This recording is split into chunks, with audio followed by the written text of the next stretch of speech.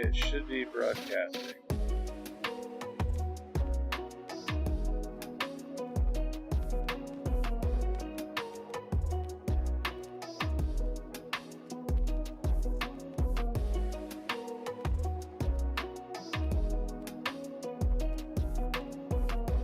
Let's do it quick.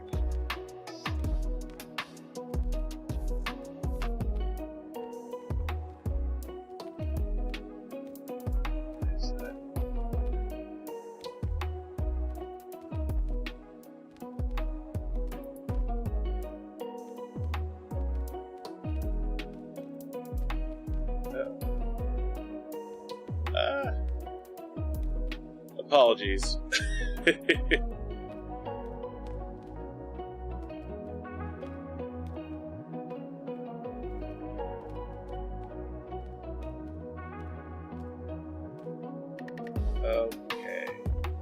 Get rid of that, and get rid of the intro music. And that should be... No, that's you. And then there's me. Oh, there's me. Alright, yay! Hey everybody! Thank you for tuning in to the Dragon Movie Guy podcast. We are talking about indie movies. So if you like independent movies where the director has a lot of control, it's a low budget, and you can tell pretty much any story any way you want to do it, just make sure that it's good. This is the live stream for you. My name is Brian. I am Dragon Movie Guy, and this is the Dragon Movie Guy podcast. Welcome, welcome, welcome. Thank you, everybody, for tuning in to the Dragon Movie Guy podcast. This is the indie movie preview episode for 2024. Otherwise, the very first time that I'm doing a indie movie preview for 2024, for fall of 2024. I love indie movies. I also love big blockbusters. There's going to be another live stream on the big blockbusters of fall 2024, but this specifically is a podcast directed towards those of us that are huge independent movie fans. We're talking IFC, we're talking A24, we're talking Neon, we're talking all of the low-budget, talented filmmakers out there, the Beau is Afraid types without hopefully the horribleness of Beau is Afraid, because that was an awful movie. Hopefully the movies we're going to be talking about today are going to be good, but that's the whole point of doing a preview live stream, is to talk about the movies we're excited for this fall. My guest this time around, because who wants to just listen to me talk by myself, to myself? That would be depressing. My guest this time around is a friend of the channel. This is his second time on my channel. We're talking to Patric from Have Cheetah Will View. Patric, without delaying any further, I'm going to bring you up and thank you. Thank you for coming on the Dragon Movie Guy podcast. Glad to be here. And indie movies are in my blood. Yes, I do love a good indie movie. As you said, that I'm an IFC guy, and that they're pretty much all independent. So I'm here. There was a lot of quality. Surprisingly, a lot of indie movies are coming down the pike. A lot. Yeah, I think one of the few benefits of the writers and actors strike from last year is that we're getting more physical releases for indie movies in theaters. I think we saw that with Bike Riders this summer, because there's fewer big, huge blockbusters coming down the pike this year because there was such a long work stoppage last year. So I think for the indie movie perspective, I think we're actually kind of benefiting from that a little bit, with indie movies getting more of a theatrical release than we traditionally see the last several years. What do you think? I think you're right. And I think there's a lot of actors that you normally wouldn't see taking a small movie like this, but I think they just wanted to work. And so, because you know how it takes for pre-production for a big blockbuster, it takes forever. And I think there's a lot of actors that went ahead and did these smaller movies just to stay sharp, just to stay in front of the camera, keep their name in the paper, so to speak. and it's going to be a very, very rich indie season this year. And I think so for our lists, we're doing a countdown. We're doing a top 7 list, and as the guest, we're going to be starting with your list, and where our lists cross, we'll talk about that movie at the same time based off of your list, and then we'll kind of just go with the rest of my countdown, however it lands. That sounds good to me. I did have to do a couple of honorable mentions though, because I wanted to talk a little bit about them. Okay. I know you and I are going to be doing a top 7, but I noticed that there are a couple of movies I really wanted to point out. Actually, I sort of tied. My 7th is actually tied. I forgot to put that on my master list. But one of the things about the honorable mentions, one of the things I noticed, and it's very cool, was a movie called His Three Daughters. And what really makes this special is the fact that it stars Natasha Lyonne and Elizabeth Olsen and Carrie Coon. What I really was glad to see, and we saw a little bit about this with Fly Me to the Moon, it's all the Marvel actors, the people who did all the big Marvel movies, all the they sort of have now gone back to where they are working smaller films again. Well, Pat, without being let's attached to if that's going to be one of the ones you're talking about, let's hold on, put a pin in that one for a second, because that one is actually on my list. So, as a little bit of a spoiler, let's hold on to the honorable mentions until after we finish with our number ones as we count down. Yeah, so let's just jump right into the top of our list. We're starting with your list, and then we'll interject mine in here and there. We'll go every other, and then I'm sure a lot of ours are going to be. Actually, only one of ours is the same, because I kind of cannibalized my top fall movie preview list as a whole, and just kind of stole that for our list here, because I had like 7 or 8 on that list. So, so I kind of cheated a little bit because I already did that for the other podcast. Do you feel like we have more of a choice now than we did when we did our summer preview? Doesn't this feel a lot better? You get a better feeling for what's going on the pike than the summer blockbusters? I do. I think there's not as many big, huge blockbusters with trailers out for this fall. I think summer blockbuster season is the biggest for blockbusters, and because of the writer's strike and the actor's strike, I think for Christmas 2024 we don't have as many on the docket already with trailers out as we traditionally do by the time we get to Labor Day, end of summer. So I think we have more of a focus this year on indie movies. Than we do the big Oscar bait flicks. I think we don't have as much Oscar-bation as if you will, as we usually have by the end of August, usually for fall movie previews. So. Yeah, I don't want to talk Oscars. That'll just depress me. But I will definitely talk about my ranking number 7. And I did pick it because I'm very curious to see how it goes. It has a fascinating premise, and that is The Substance. This was your number 7, not The Outrun? Well, that was tied. The Outrun and The Substance tied. So I know I forgot to mention that. I'm sorry. I forgot to write that down. I didn't realize that until right before we went to the air. So I like The Substance. So let's just let's talk The Substance real quick. I haven't done any prep work for that one, so I don't have it coming through on OBS with the setup. But what? Tell me about The Substance. So Substance is it's going to be a science fiction movie, and really what it is it's almost like a Freaky Friday type of thing where the original body, the person owning the body. Well, they take the substance and it causes part of their personality to go out, and part of the personality and the other personality cannot come back to the body, and while the because they're co-hosts, and so instead of co-hosting in the same body, one has to stay subdued while the other one lives the life. And then it comes back to, then the other person comes back, and then the other person gets to get back to the original body.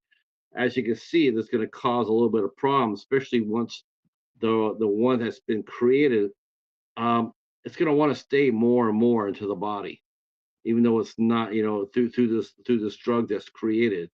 And this is being touted as a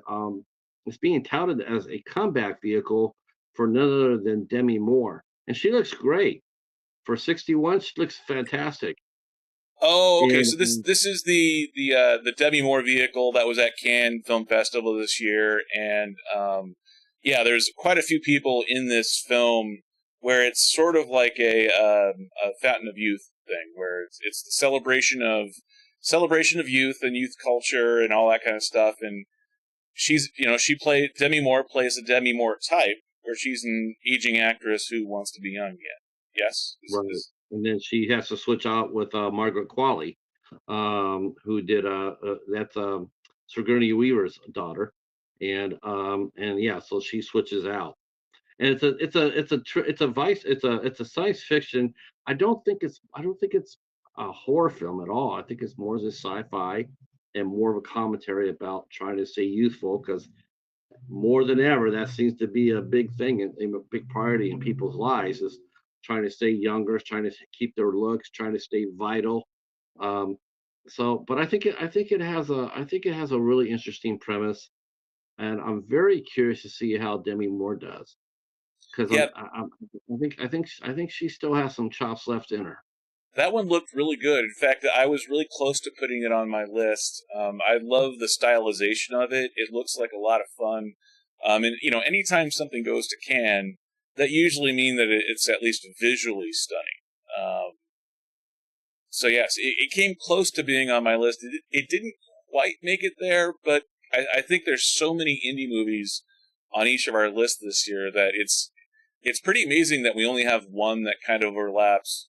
And the Substance didn't make it onto our top 7 really for either as the definitive numbers on our rankings. I'm still Right. shocked by that. You're right. I mean, I saw this, and I'm very curious to see how Demi Moore will do. The early buzz on it is really positive.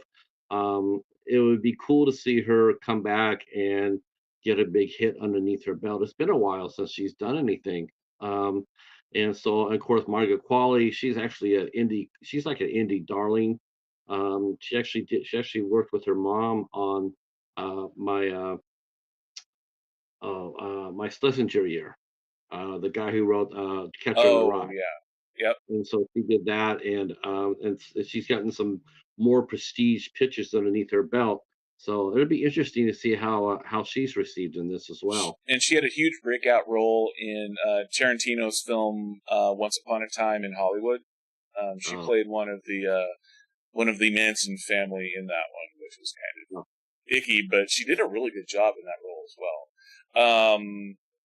Yeah, that one looks really good. I forget. Yeah, her mom is Andy McDowell from Groundhog Day. Is that her mom? I thought it was is that her mom? Oh, that's right. Maybe you're right. I No, thought it it's was Sigourney Weaver.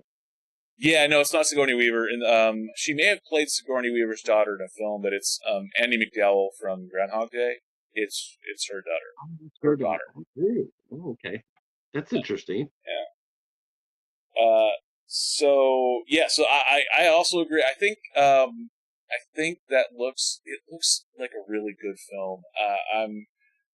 When I was actually putting together my list, I was actually surprised that it didn't quite make it as high as I thought it would be when I first saw the trailer. I think it's just a case of when I did the research and when I watched all the other trailers and all the other indie movies that are on my list started kind of bubbling their way to the top. I think the reason why The Substance didn't make it higher on my list was ironically because it didn't have as much substance to it. It kind of looks a little bit more style over substance, which is weird to say about a movie that goes to Cannes, but it just didn't. It kind of felt a little like we've seen stories like this before, and I guess that you could say that about any film, but Right. A lot of times these movies like this, really what you're there for, you're not really there for the story because, yeah, it's going to be a little bit of it's going to be a little bit, yeah, I've seen this before type deal. But what it is, it's not the story you're really there for. You're there to see who the way because no actor does the same performance twice, right? I mean, And yeah, you that's know, true. so, And maybe it was just that like for example, I went and saw Alien Romulus this past Sunday, and it was well done, but it just everything about that film felt like I had already seen it before I went to go see it. right. And then once I finished watching the film, it was well executed, but there was nothing there that surprised me. Not that it has to surprise me, but really it just kind of it's like, well, that was an alien film, and it checked all the boxes that I want in an alien film, and that was an alien film. It was really funny is you got a film that got put between Alien and Aliens, and we already know what happens in Aliens. And I just think honestly, I think a movie like that is it really does act more as a showcase for young talent upcoming. We're going to Yeah, give you a picture. We're going to go ahead and get you out there, and it's horror. It has a built-in fan base. It's not gonna fail. It's gonna do okay. They were yeah, smart about it. They kept the budget way low, like considering, and got a profit, got all the young cast faces in front of the camera, made a homage to the all the old fans who watched the movie, and yeah, I mean, yeah, like you said, it checked all the boxes. yeah. A few good, few good uh, Easter eggs here and there, and leaves you smiling. It gave you exactly what you wanted to going into it. It didn't try and reinvent the wheel, and it was pretty real well executed. But it's just the substance and Alien Resurrection were just kind of ones that after watching the trailers, I kind of felt like I'd already seen the entire film. And for Alien Romulus, that was definitely the case. And Substance, I think the only reason it didn't make it onto my list was because I felt like I had already seen it. Let's move on to your number 7, and this is definitely one that I don't feel like I've already seen. Um, the Outrun. The Outrun. This is Saoirse Ronan, Irish actress, multiple Oscar nominated. She's got a little bit of a drinking problem in this film, it looks Yeah. like. I didn't quite have time to cut together some clips from the trailer, so tell me a little bit about the Outrun and the premise for this film. So it's based off of a true story. A lady named Amy Liptrot. It's her based off her memoir. So it's her basically her story, and she's trying to be a young alcoholic, trying to stay clean and sober. I think the title, the outrun. I think you're trying to outrun your addiction. Trying to stay ahead of it, trying not to let it catch you. Um, and so and she's living in some really isolated places, and it's a struggle. If you think about it, when people fight addiction, one of the worst places you could think that you could be on would be an island, a literal island. And because there's no place to run, no place for you to really, you have to really be strong and ready to go it. And I think it's just really it's a movie about a young lady who's trying to do that. And Sorcy, Saoirse. I should know how that's all I read. Saoirse, I think this is another. This is, I think this is going to be right in her wheelhouse. She is an excellent actress. I mean, some could say she's top 10, definitely top 10, definitely.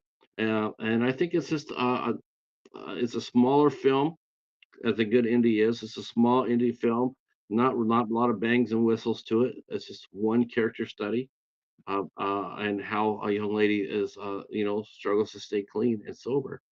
And based because of the lady actually wrote her book and got it out there, that I'm thinking that she, despite her struggles, I think at the end of the movie, I think she's going to be, I won't say all right, but I'll say that she's sober at the end of the movie. Yeah, and I'm not familiar with the book for this film. Just taking a look at the cast, it is interesting to see that there's the premise there, and then the cast for this film. It's a lot of people that I haven't heard of before. A lot of it looks like it was shot in Ireland and in England. It looks like it was takes place a little bit in London to start off with, and then goes to the island and where she tries to get clean and stay clean. It is. She tracks when she becomes like an amateur bird watcher. That's how she keeps her. That's, I'm sorry, I forgot to mention that.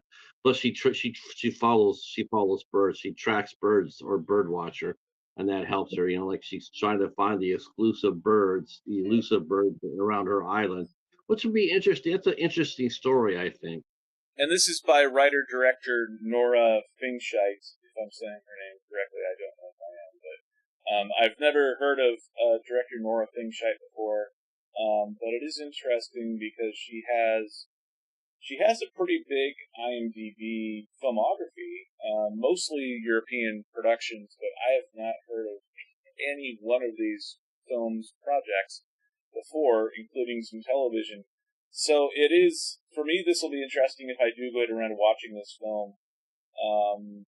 It'll be the first example that I'm seeing of her work. And, anytime you have Saoirse Ronan in there, ever since her first film, when Peter Jackson discovered her when she was a teenager, Right. she's been in so many Oscar films, and it's not that she can't have fun in a movie, because she does do a few fun roles here and there, but she does so many deep, depressing, dark roles without them dragging you down into the mud. It'll be interesting to see whether Saoirse Ronan, as a hardcore alcoholic, can take us into that world without making everything really depressing and making me feel like I need to have a drink after the film comes out. What do you think? So, what is your favorite Saoirse Ronan role? Are you talking like Danish Girl, or what is your favorite role? I'm still Lady Bird? relatively. I'm actually relatively. This is sort of like this is like a Kristen Stewart type actress for me. I have a lot of her In a movies. I good have way or Lady bad Bird, way? in a good way. I have a lot of I'm not the biggest Kristen Stewart fan, but I think I have like 70% of her 75% of her filmography. I just gotten it through complete random accidents, and I've gotten it all for next to nothing. Oh, okay. I actually did buy one. I did buy a personal shopper from a Criterion sale. Nice. Yeah, I've not seen Personal Shopper yet, but it is definitely on my list of things I want to see. So tell me more about the Outrun and why it made it onto your list, because there's a lot of good indie movies to talk about. So why this one Because on your because list? because I do like her, and I guess the movie I like the best would probably be the one that people talk about the most, would probably be Lady Bird. Um, so and also she did like you said, she did the Peter Jackson movie, The Lovely Bones, and among other films. Plus, she's a lot more funnier than people realize. She has a great sense of humor. She actually hosted a Saturday Night Live, and Yep. she was funny as hell in that. I mean, she had chops. She had some comedy chops there. I think it just, I don't know if she's necessarily attracted to that, because you think by now that she would actually have done a comedy, but I don't think she's attracted to that genre. Well, she 'Cause I did. don't think, She did see you run or see me run. It was sort of like a 1920s all-star cast, where it was like a solve a murder kind of thing, and she was like a young cop trying to assist to find the the person solving the murder. Not a great film, but she was really good in it. Sort of as the young impressionable cop meter maid type thing, where she's helping assist the alcoholic detective kind of thing. I guess I would say that she hasn't done any straight comedy. I think maybe she's done some comedy dramas, like Lady Bird was. There are some moments in Lady Bird that were humorous, but I don't necessarily don't think you call Lady Bird a comedy. I Yeah, think I think you call it more like a dramedy or drama with comedic elements into it. yeah. But as far as just a straight, like Jennifer Lawrence did, with the movie she did last summer, that was a straight out laugh a minute, comedy. and up to that point, she really hadn't done anything, like that. And so it was a first thing for her, and maybe this is for her as well. This is her first comedy role.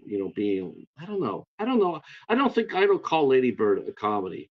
I just don't. I think it has elements to it. I don't think that I think she has it in her. I just don't think she's done it. Well, And I would call Lady Bird a drama with comedic elements to it, because it was nominated for an Oscar, and the Academy just in general doesn't nominate comedies for.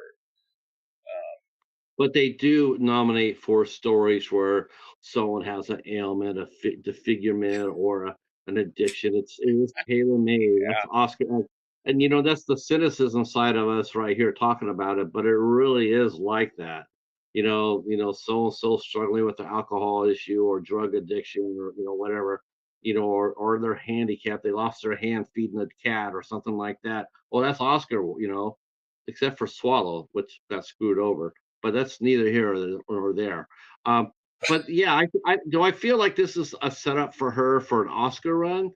It doesn't really feel that way to me. It just feels like this is like almost like a passion project for her, something that she wanted to do. She's not expecting to get nominated for anything. It's not going to be pushed.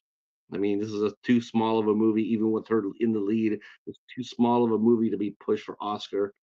She may get a nomination. I mean, because they do not nominate 10 people. So is it 10 now they nominate, or it's am I 10. thinking It's up to 10 for Best Picture, and I believe it's still 5 for all the individual okay. award Yeah, categories. I see this as being a really good movie, but I don't see this putting her on the Oscar map this year. Yeah, I don't really see this as being a particular favorite. To me, what this looks like is it looks like a good story, and it looks like Saoirse Ronan giving back to the Irish film industry, trying to bring people up with her, get some exposure, get an acting card, that sort of thing. That's sort of what it strikes me as well as telling a good story. It didn't quite make it onto my list because I think, for whatever reason, when I was putting my list together, I was going for a little bit happier films because we do have such a good choice of indie films for our Wait a list minute, that, wasn't Borderland a comedy? well, it tried to be. Apparently, it didn't do too well. I haven't seen it yet, but all the reviews are not too good on it. But as far as the Outrun goes, it just didn't quite hit me as being unique enough. If you're talking about addiction from films that we've seen before, it looks like it's well done. I love the on-location shooting. I love the fact that it's not just shot on a soundstage somewhere with a giant green screen. I like that they actually went out to the ocean and went to an island, and they're trying to bring up actors that I've never seen before. But for me, this was just one where it was a little depressing, and there were so many other films that just hit me stronger. So it just didn't make it my list for that reason. But it looks like it's really well done, and doing an exploration into addiction, which is always interesting to see. Yeah. Hopefully, it's one that can provide value to people if they are struggling with that. But regardless, I think it looks like a pretty solid performance by Saoirse Ronan. Moving on to my number 6, and my number 7 kind of matches up with yours at some point on our list. That's the reason why I'm not starting with number 7. So my number 6 is Bad Genius, and this stars Kalina Leong. If I'm saying that right, Kalina Leong, Benedict Wong, who is Wong from the Marvel Cinematic Universe, and Taylor Hickson. Kalina Leong plays a gifted high school student who is the daughter of a immigrant, and they don't have a lot of money. But she's such a genius that a really high-end private school decides to let her in on a scholarship for free, just to give her access to all the best education, all of the best resources, the best teachers, all that kind of stuff. And instead of making the good, smart decision, a really, really smart character breaks bad. At least that's what it looks like in the trailers and in the title of this film. It looks like she starts running a cheating ring or a test-taking something or other. Benedict Wong is a disappointed father looking at his daughter. This looks like a super, super stylized film. Interestingly, Is it coming across as a comedy? No, it's hardcore drama, definite film festival type vibes, a lot of close-ups, fast whip pans, that sort of thing. We're basically seeing the point of view of this film from the main character's perspective, as she's trying to navigate being a poor kid at a rich kid's school when she's smarter than everybody, and she knows that she messed up while trying to fit in. So we're getting a lot of quick edits, we're getting a lot of close-ups on her face, a lot of close-ups on her clicking a pen, that sort of thing, in the trailer at least, and I know trailers aren't exactly 100% accurate for the film, but it looks really stylized, it looks really well put together. The interesting thing is the writer-director for this film is Steve McQueen. No, not the Steve McQueen from the 60s and 70s, Steve McQueen, who also directed 12 Years a Slave.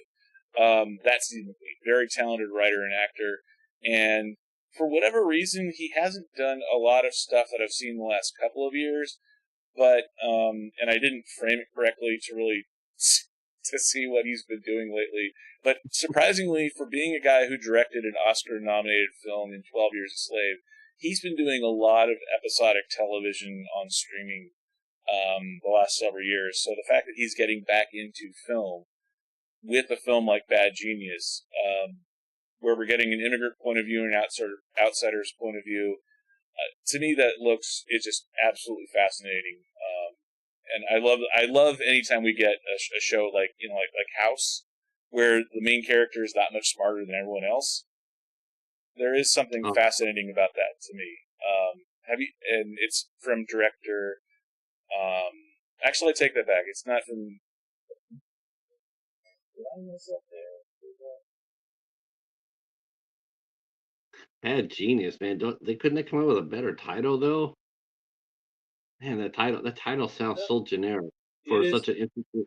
It is by Steve McQueen. I messed up on the lower third, so it is by Steve McQueen. Yeah, it is. It's sort of a weird title, Bad Genius. It doesn't really grab you, because we already had Bad Santa, we've had bad teachers, we had, it's like, I just feel like for an interesting story like that, I think you would come up with a better hook than that.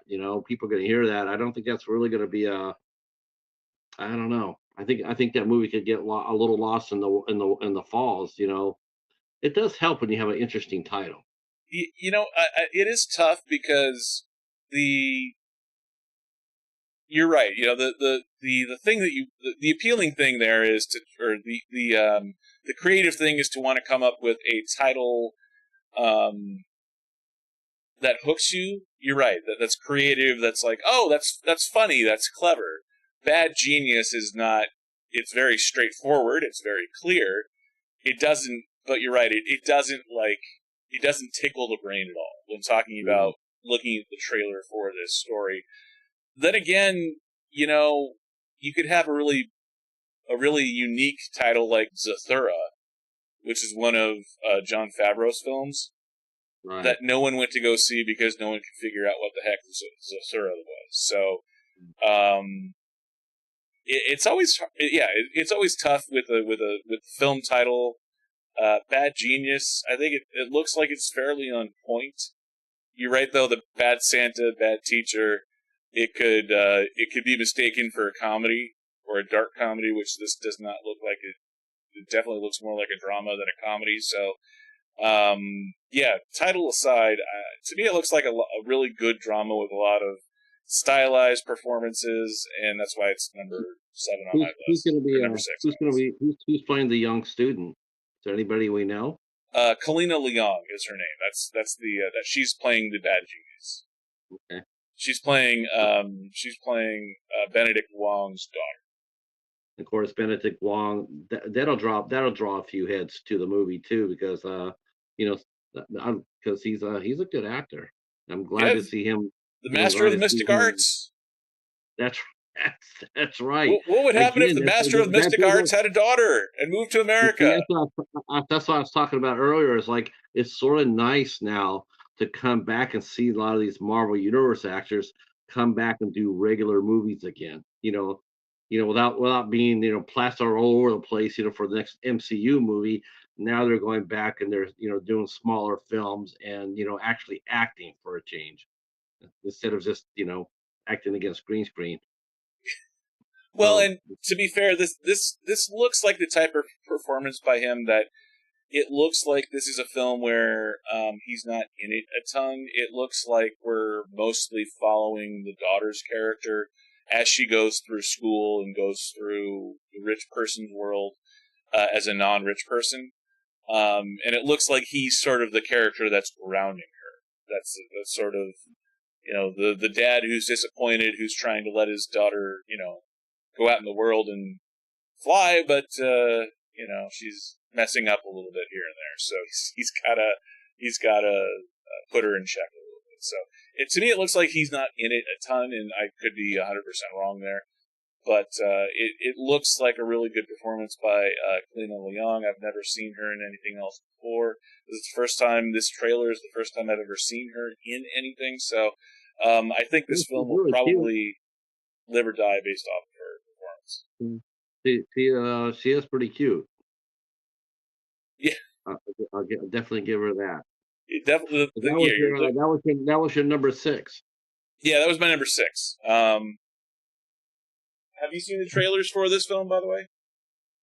No. Actually, I'm sitting here watching it. You're showing it now. This is the first time I've seen the trailer, and it's like, it looks good. I mean, it's something that I don't know if I would go out to see it per se, but I definitely, if I see it coming through my library, I would definitely grab it. Yeah, and this is one that looks like it doesn't look like it's like necessary to go watch it in theaters other than to support the independent film industry, but yeah, it does look at least worth watching once it does come out on streaming. Let's move on to your number 6. Your number 6 is I decided to go heavy drama with number 6. I think this could roll this with some Oscars. I think people are going to be totally like. Of course, I'm talking about Art the Clown and Terrifier 3. And yes, we are Art the Clown fans. We are. In fact, I even have some art right here. Literally, art.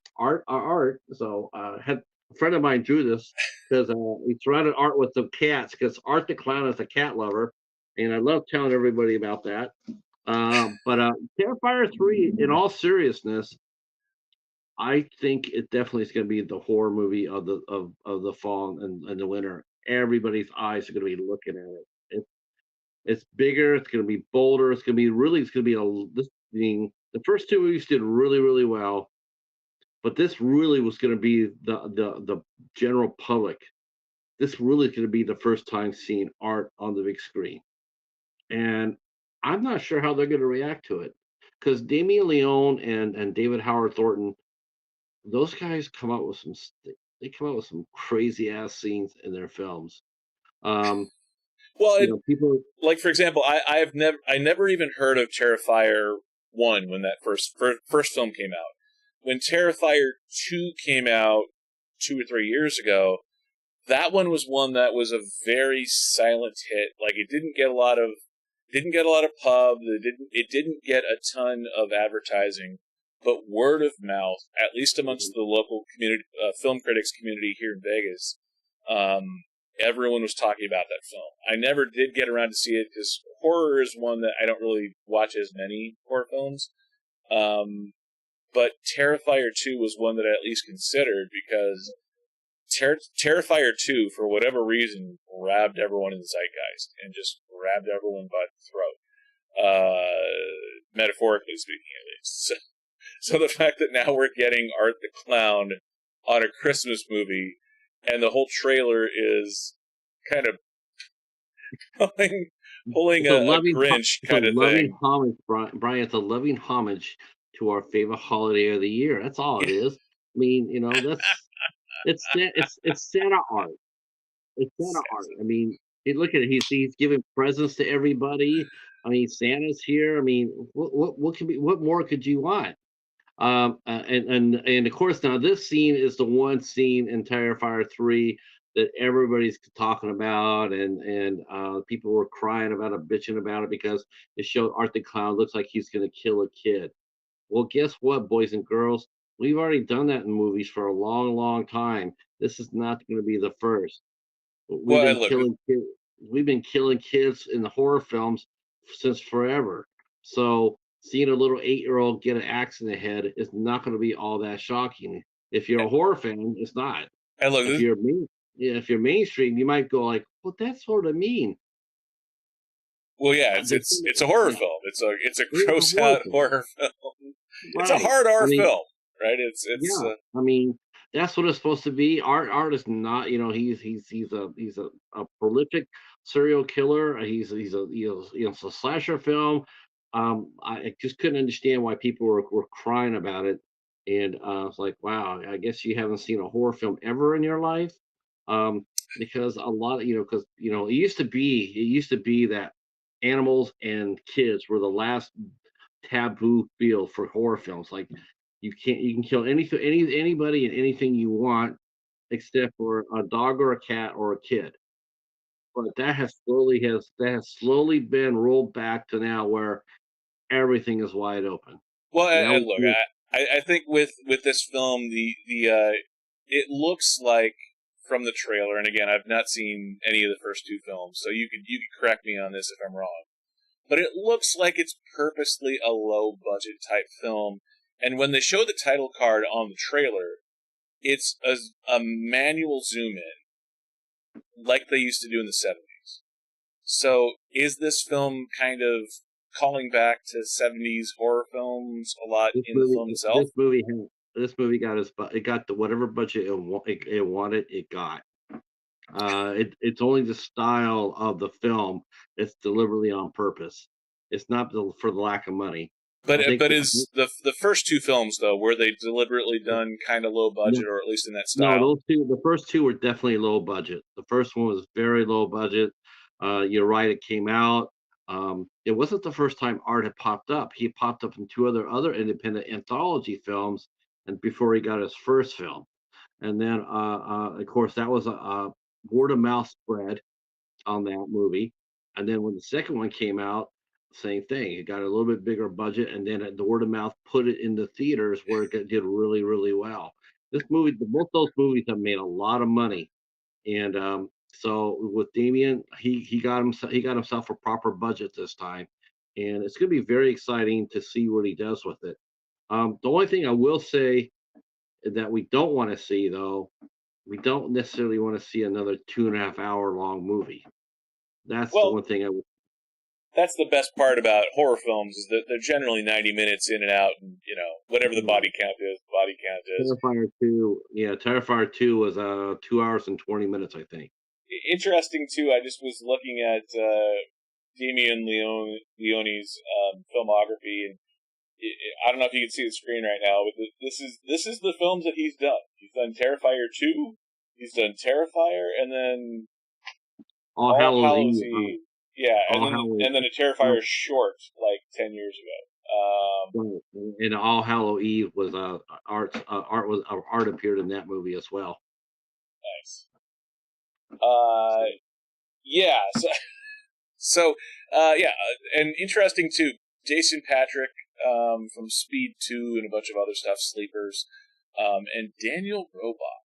Daniel Roebuck, of all things, was on Matlock as a series regular 30 years ago. So I have no idea how old he is now or what he's doing in this film, but very few actual other actors that I recognized in the on the cast list.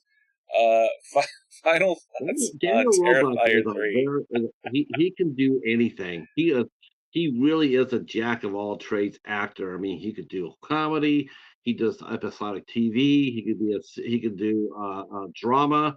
In fact, he did a movie called Saving Grace that ended up being one of my top 5 films of the year. It was a magnificent movie, loved it, and and of course he does horror films too. He appeared in Rob Zombie's Monster interpretation. Oh, he played Grandpa. So I mean, Daniel Roebuck he's one of those actors that when you see him in a film, you feel a little bit more comfortable watching it because you know you're going to be getting a good performance from a very steady actor. And And so, so, final thoughts. Final thoughts on David Howard Thornton. I probably should have brought him up earlier. Uh, what's interesting? When I looked up David Howard Thornton, he looks like just a regular old dude. So he yeah, he looks really scary in this Art the Clown makeup. Doesn't look like anything like him. Have you seen anything else with David Howard Thornton, and what do you think of him as an actor he, outside of he this role? he's a good actor. He did a movie called The Mean One, which was a play on the Grinch. They couldn't say the Grinch because of copyright, but they said it the Mean One, and so it was a story about the Grinch meeting a grown-up Cindy Lou and battling over Christmas. Um, here's what I honestly really hope for. I really hope that these guys come out there and make a boatload of money. I really do. But after that, honestly, I really hope I hope that's it for David. I want to see him do something else with his face in front of the camera. He's done 3 Terrifier movies. It's time to move on and do some serious acting because he has it in him. And same thing with Damian. It's like, okay, look, you came out there, you made 3 great classic horror films.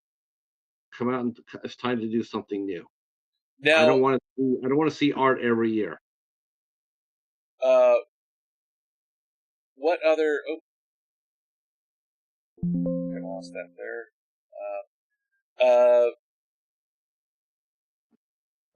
Yeah, and then sorry, I brain farted there for a second. Uh, Uh, have you seen what the budget was on this film? I didn't look up the budget, but I the think best it's thing about pretty horror healthy. films is that you can do a great film. You can do a really high quality film for like 10, 15, $20 million, and if it hits at the box I office, it think can the make a budget lot of is money. between 15 to 20. I think it's between 15 to 20.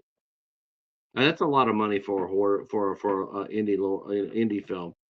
I think he actually did crowdfunding for the second film. I'm not sure about the first one. I think he did a little crowdfunding for the second one, but none of that here for this. I mean, it made a lot of money. Uh, Terrifier 2 made a lot of money. yeah, that one made a lot of cash. I didn't look it up for this live stream, but yeah, I remember everyone was talking about that film summer fall a year or two ago. So And everybody's uh, talking. I mean, it's already been, it's already being talked about now. I mean, it's been talked about ever since they, said that it was wrapped, and now everybody's just sitting there, and that's the one movie that they're. Let's put it this way: they went ahead and they put Art the Clown, which I thought it was a really risky move, but they put Art the Clown like out there 2 weeks ahead of Halloween Ends, and I was thinking to myself, going like, man, that's gonna be rough. That's rough because everybody's amped up for Halloween Ends. Well, Art dominated. I mean, he really did for the box office. He did. I mean, he not only did the movie hold, it had legs. It went up against Halloween Ends and did very well, and still brought in a lot of people and a lot of money. I thought them putting the movie in front of Halloween Ends. I thought it was a horrible booking. I said that's just no way he's gonna get buried. well, No, it'll be interesting to see how many screens Terrifier 3 gets when it comes out October 11th, because it is a good release date for Halloween, and it's up against a lot of other high profile horror films coming out for the Halloween season. So it'll be interesting to see how well it does and how many screens it actually gets. I only see one film, in all honesty. I'm not even sure about that because they're so opposite. But I only see one horror film matching up against it, and that's it. That's only one that I could think of, and we'll talk about that a little later because Uh, everybody's talking about that one too. Because that one's gonna be mind-boggling. Gotcha. And so it's gonna be very interesting to see. But I definitely see Terrifier 3 carrying the box office around the Halloween season for sure. It will not surprise me in the least. Moving on to my number 5. This is one. It's from director Sean Baker, who a couple of years ago did a film called Red Rocket with Simon Rex, who used to be on MTV, and it kind of made the film festival circuit, and it got a lot of attention. You know, it's like a hard R, very edgy, kind of adult themed type film that has a really cheeky sense of humor.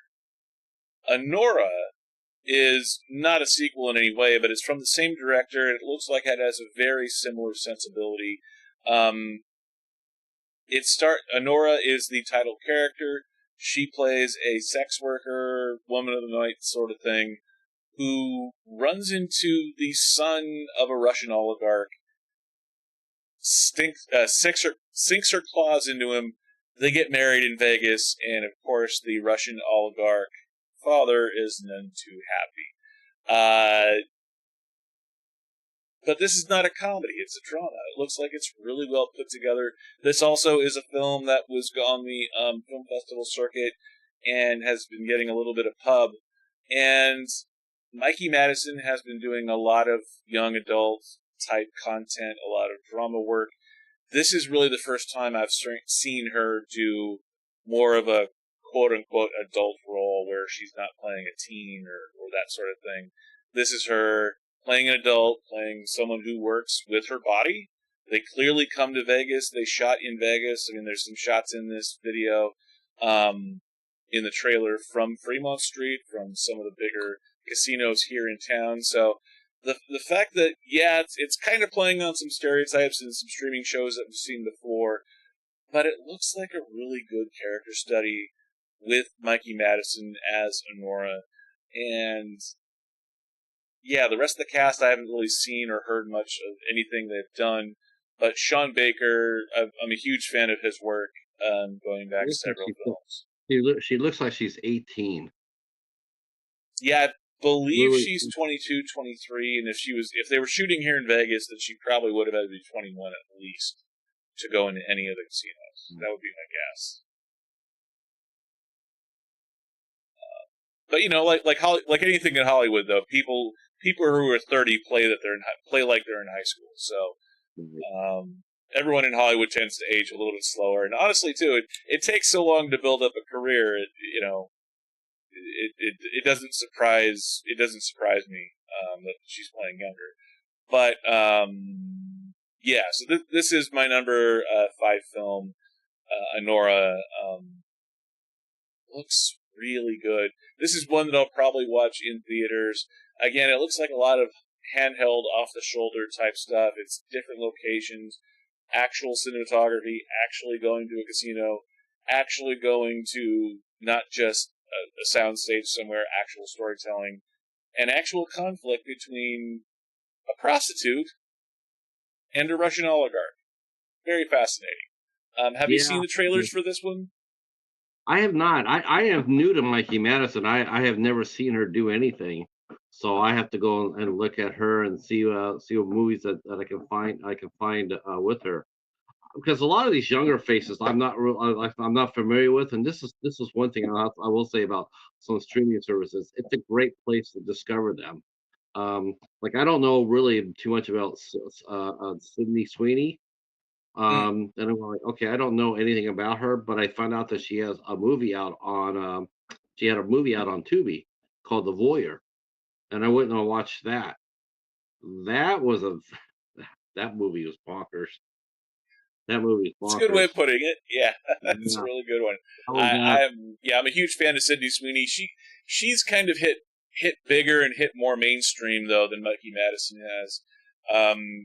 I couldn't even tell you the exact films off the top of my head that Mikey Madison has done, but she's done a lot of the, like, with Rachel Sennett, a lot of those type films, a lot of young adult stylized kind of films, is ones she's been in. I'm brain farting on the ones off the top of my head that she's done, but this to me looks like one of her first starring roles, at least in terms of a film that I can remember. So yeah, so I'm looking forward to this.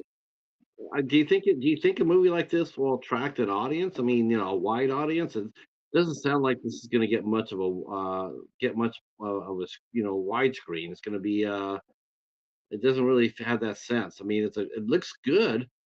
It looks good if it looks interesting, but I don't know. Do you think it'll get a wide release? No, and if it did, it would probably fail miserably.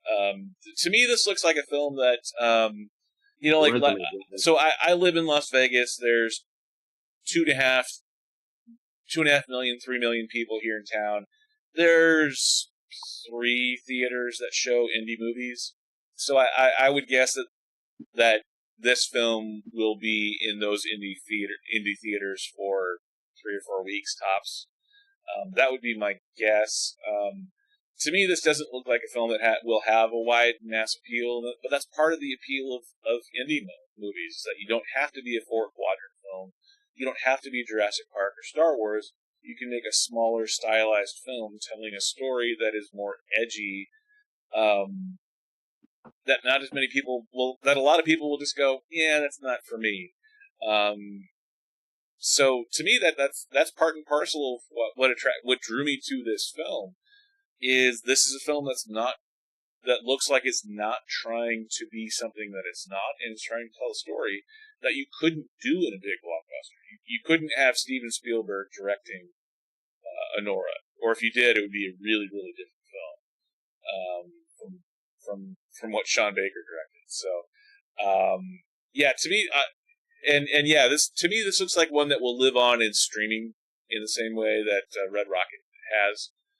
I don't know which streaming service it's headed towards, but yeah, to me, this looks like a film that was strictly made for the film festival, indie film theaters, and then streaming. I actually picked up Red Rocket from my library.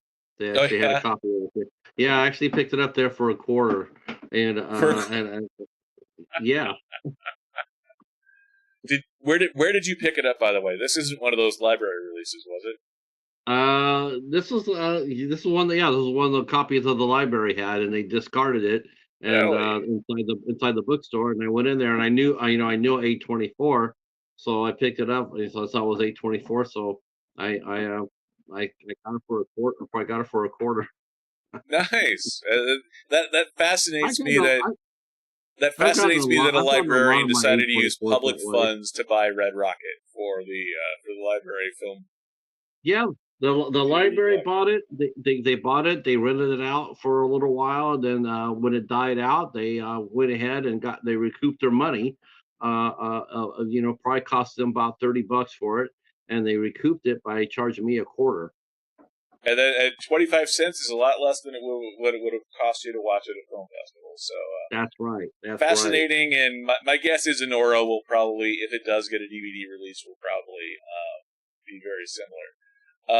Moving on to your number 5 film. This is another film with Saoirse Ronan. That's right. The second on your list with Saoirse Ronan. I haven't really seen a trailer for this yet. There was only, as far as I could tell, there was only some production stills that were on IMDb. I have not seen a trailer for it as of yet. That's okay, because I know the subject matter really, really well. Yeah, it looks like it's surrounding the London during World War II during the Blitzkrieg. Yes, during the Blitz of 1940, and that's when Germany was bombing. Hitler was trying to bomb Britain into submission, and so the Blitz was a tremendous.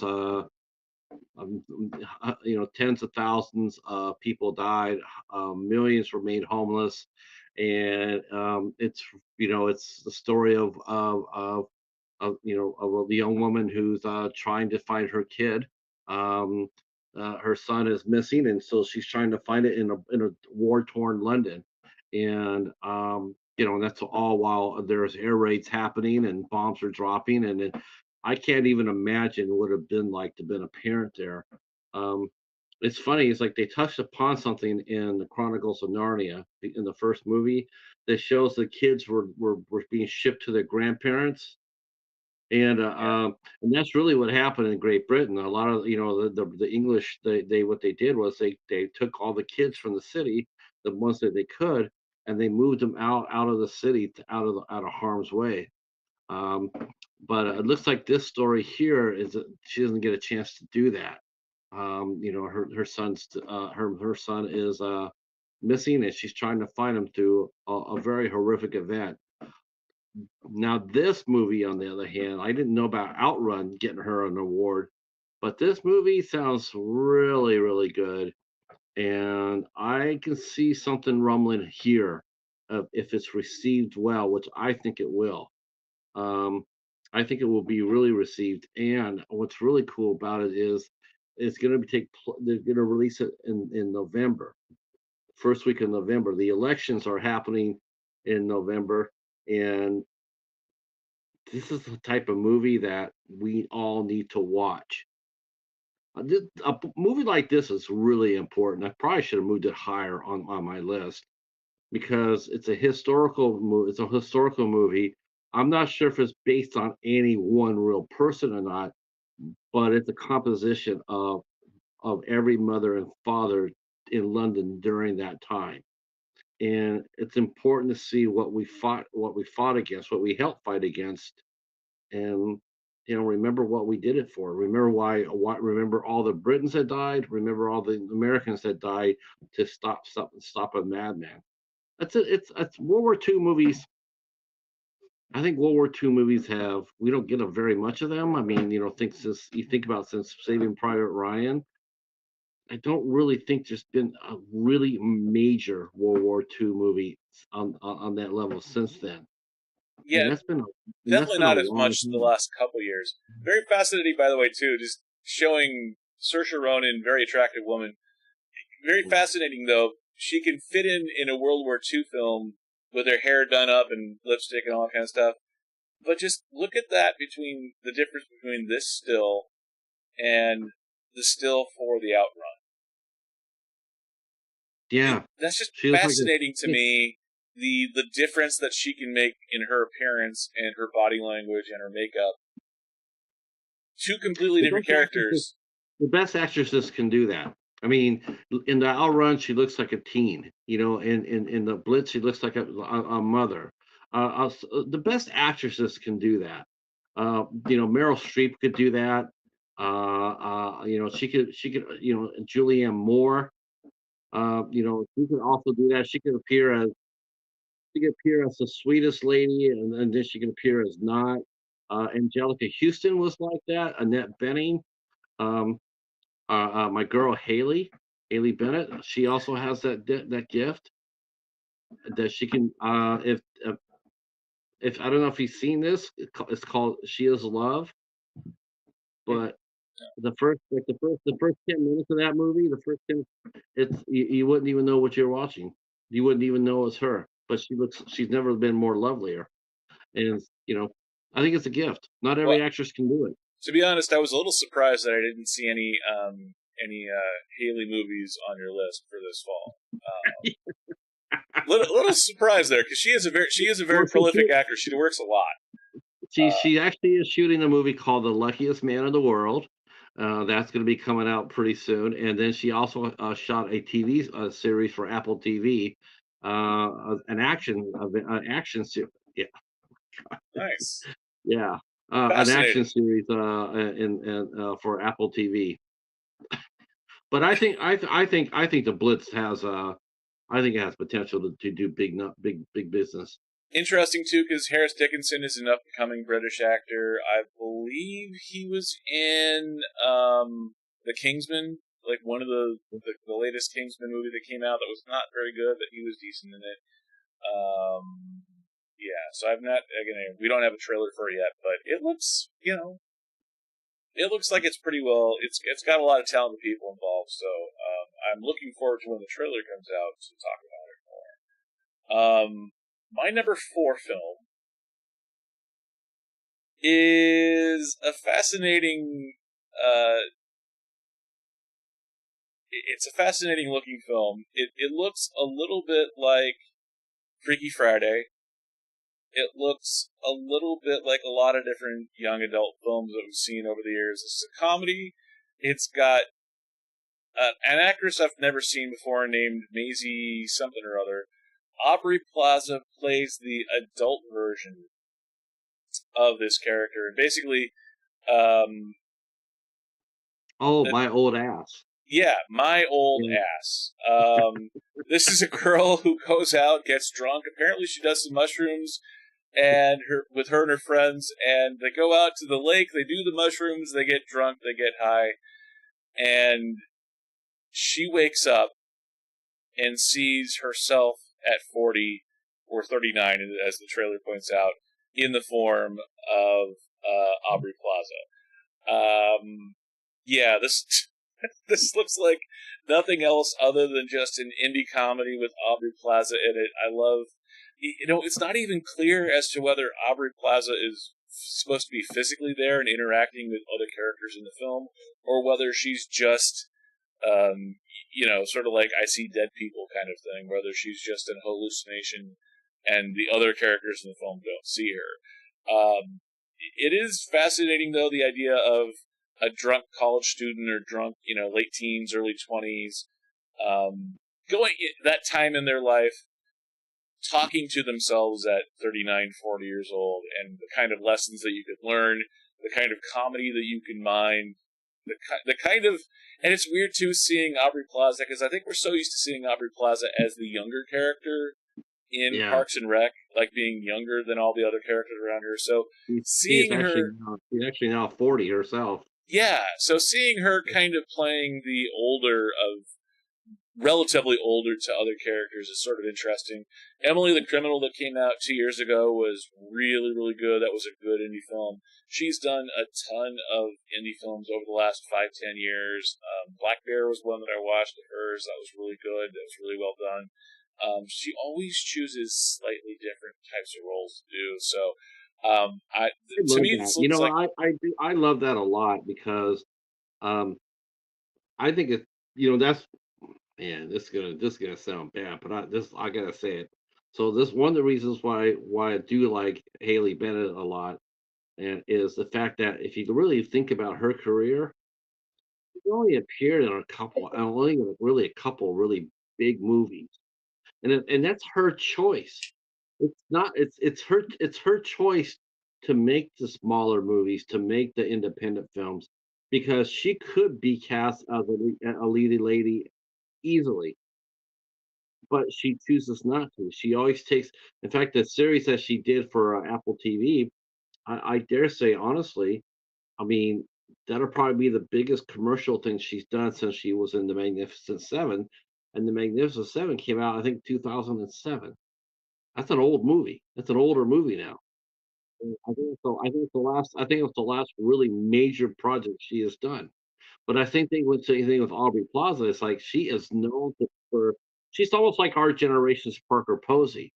She's really well known for being really weird and kooky, or Zoe Deschanel, if you want to. And she's known for that, and that's her reputation.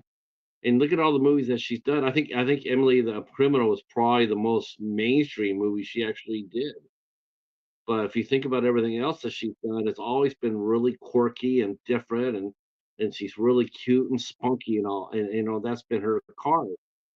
So and it's a good choice to work with her. She's done mainstream stuff too. I mean, she's also done. She was really good in The White Lotus season 2. She had a smaller role there, but she did a really good job in The White Lotus season 2. And then also kind of a smaller role, but it was kind of her as a comedy team with Anna, the girl, Anna Kendrick from Pitch Perfect. It was Aubrey Plaza and Anna Kendrick in Mike and Dave Need Wedding Dates. Oh, right, yeah. With Zac Efron. That was like a big budget comedy, and I think she kind of stole the show a little bit in that film. Yeah, I think that movie did pretty well. I think to remember it seemed to have good reviews, and Zac Efron being him being I remember that movie very much. Yeah, I really like that film, and it did pretty well. Did you see it? Yeah, I did. Yeah, I saw it in theaters, and I own it on Blu-ray. Yeah, I'm a huge fan of Night and Day of Heat Wedding Dates. This though is kind of more of her doing the indie route. It'll be interesting to see whether she actually her character is physically there or not, whether she's interacting with past versions of herself, or if she's just a hallucination. But regardless, though, I just when I first saw the trailer for this, and it comes out in a couple weeks, September 13th. So to me, this looks like a quintessential early fall comedy, kind of set in summer still, kind of like like an Indian summer type thing. So I'm looking forward to My Old Ass. Plus, anytime my guess is too, Aubrey Plaza probably says "my old ass" at some point with her I'm snarky sure she probably says it more. I'm sure she says it probably more than one time. Yeah, yeah, for it to be the title of the film. So have you seen the trailers for this, by the way? For My Old Ass. Yeah. I didn't know. I don't know if they released it yet. Yeah, they released the trailers. Man, I don't. You know what? I don't know what that is. Maybe it's the algorithm or what. But I hardly ever see any notices for trailers coming through my feed. Very rarely do I ever see trailers. I see people doing trailer reactions, but as far as trailers themselves, from the companies, I don't really see them at all coming across my feed. Huh. The quirks of the YouTube algorithm. No kidding. Moving on to your number 4. This is one that looks pretty well done. I didn't have time to clip together the trailer for it. The trailer is out for Conclave. The stars Ray Fiennes, the stars Stanley Tucci, and one of my favorite actors, John Lithgow, of Dexter and Third Rock from the Sun fame. Well, my number 4 was actually here. My number 4 is here, and that looks to be completely. Oh, okay. I must have switched it around a little bit. I had here as your number 3, so we'll jump ahead to here. This man, this is gonna be this Max like honestly, this Max like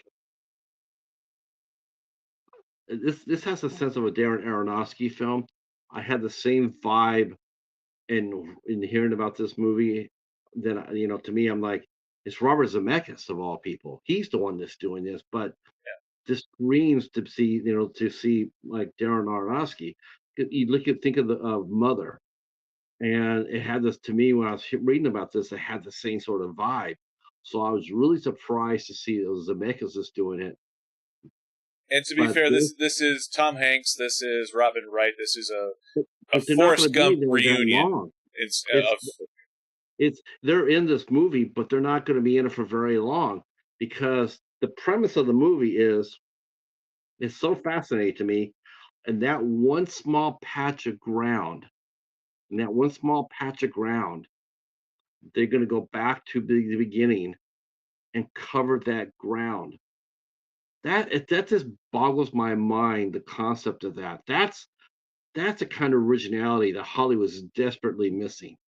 To actually do something that interesting, to take the ground that your house is on right now, and someone to come up there and say, "I'm going to go back and take you back on a wayback machine, back when it was just a barren ground with nothing there, and then forward it up to where we're at today on that one single patch of ground."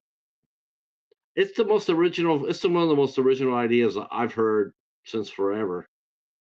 I'm fascinated with it. I truly am. I just think it's going to be. I don't know. Are they going to be played fast? Is it going to be played slow?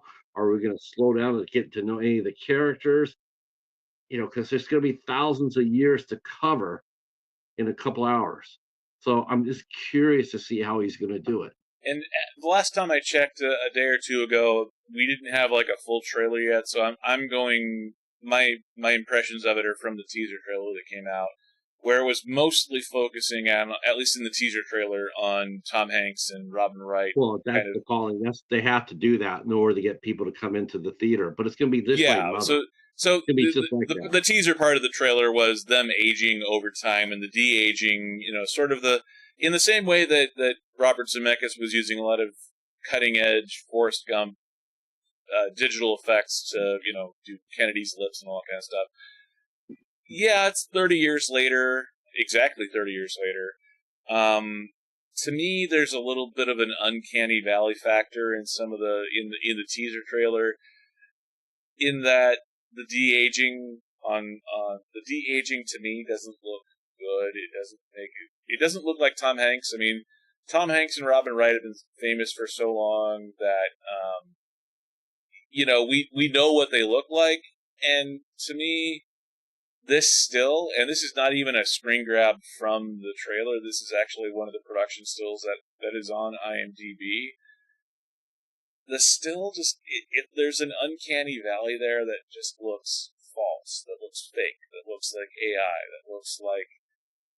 it looks like someone was doing a de-aging program on just a random picture of Tom Hanks and Robin Wright. It doesn't look real to me, and that's part of my thing of just AI and CGI. Just that's part of the thing that I don't like. This is the type of movie though that you really have to overlook that. You have to get lost in the story. You have to really see what Zemeckis is trying to do. And See he's a brilliant filmmaker, and I love Robert Zemeckis. Pretty much everything he's done. The film that this does remind me of a little bit, and I'm brain farting on the exact title. It's not Vanilla Sky, but it is the one that Tom Hanks did with Halle Berry, where they were aging through the years. That one was not a singular fixed camera location. Cloud Atlas. Cloud Atlas, yeah. And that was the one where Tom Hanks famously in one scene was playing an Asian guy. Oddly, that film was not particularly good. It was an interesting thought experiment. I know this film doesn't look exactly like that film, but that was the only thing that kind of reminded me a little bit of it. But yeah, I've never seen anything else other than Cloud Atlas that kind of reminds me of this film. Tom Hanks in that picture, he sort of looks like Andy Samberg. He does, and yeah, Robin Wright, if anything, looks like Elizabeth Banks in that, which is they look nothing alike. So yeah, that's still the fact that was one of the stills they released to IMDb kind of. I think they have to put their market around Tom Hanks and Robin Wright, even though they're not going to be in the movie. From what I understand, what the movie is, they're not going to be in there a whole lot. I mean, they're going to be there for, why they go in there and they age, or because I think it's moving from backwards to forward. Or maybe it will go back from forward to backwards. I'm not. I think it's going to go from whatever the way they use it. It's going to be fascinating. The concept is really interesting to me. I mean, other than Mother, which is a fantastic movie, by the way. I think we get the same response. People are going to go into this movie and they're going to come out and they're going to be shaking their heads, going like, "I don't get it," and you just feel sorry for them because it's like, well, that's because your imagination in your brain has atrophied so much that you can't you can't think outside 15 seconds in front of you. I think this movie is going to be very interesting, and I have to admit, I'm very eager to see this one. Yeah, and to me, anything Robert Zemeckis is worth watching, and I don't know whether I'm going to watch this in theaters. CGI does tend to look better in theaters than at home, so I probably should watch it in theaters. But it was just even the name here, it's a little overly simplistic, and I guess in the same way that you were reacting unfavorably to the title Bad Genius, here, to me, doesn't really grab me in any sort of way. That makes me think here is that what you see is what you're getting for the whole movie. Right where they're at. That's it. There's not fixed location. Yeah. It's just it's a bottle movie. It's one room. And, it's not going to be, I don't think it's going to be one take, obviously, but it's going to be one room. In that room where their feet are at, that's what they're going to go. They're going to go either forward or backwards with it. And I just can't wait to see how he does it. Yeah, it'll be interesting to see what, and I think you're right too. It'll be interesting to see how long Tom Hanks is in this film because, honestly, if we really look at Tom Hanks's recent career, I think you and I still think of Tom Hanks as an A-lister and a guy that's a headliner, but his last several films have, for the most part, been straight to streaming. They've been straight to Apple TV Plus. They've been, like even the ones Mhm. that were in theaters were like My Name Is Otto, which is really against type for Tom Hanks. So the era of him being like Opening a the leading man kind of things appears to be over. So it's kind of interesting to see Tom Hanks back in that, CGI de-aged, but kind of leading into that leading man kind of and Robert cycle. Wright, other than the two Wonder Woman movies, I mean, she has been sort of quiet as well. Tom Hanks, I think, you know what? I think Tom Hanks still has enough pull that if he wants to go theatrical, he can. I think he just does some of the smaller films.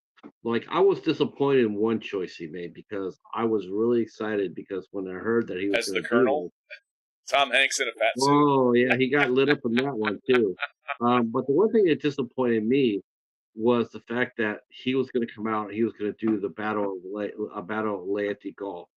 That was a story about a World War II story about the Japanese Imperial Japanese Navy were going to try to make a last run, desperation run to defeat the Allies, the Philippines. Was that the And they, CGI battleship on Apple?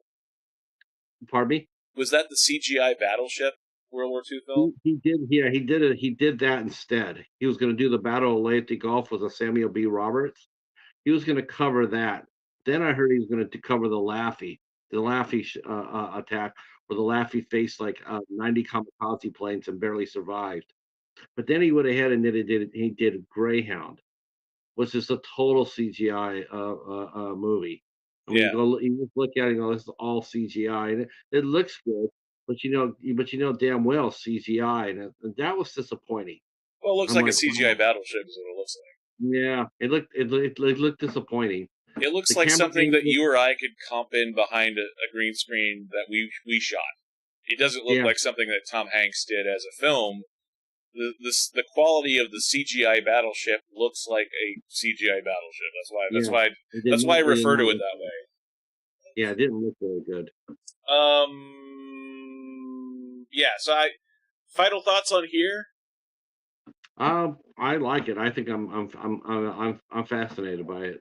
Okay, cool. Yeah, I don't know whether I'm going to see it or not, but just the people involved, I probably will end up seeing it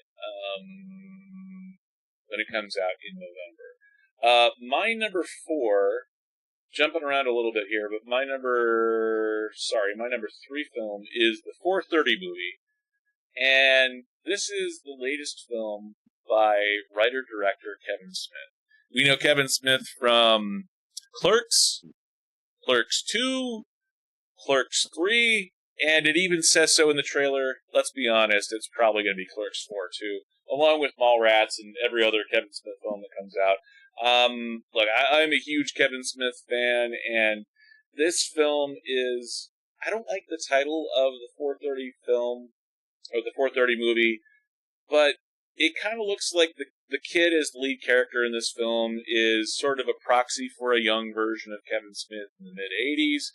It's a coming of age film. It's a character who likes going to the movies. It's a guy who wants to get a date with a pretty girl that he likes. It's him and his friends, and the cast is surrounded by all of the guys that have been in Kevin Smith movies before, along with a couple of younger actors that I've never heard of before.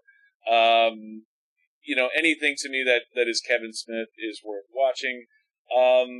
The actors playing the main characters in this film, I just want to give them a name shout out.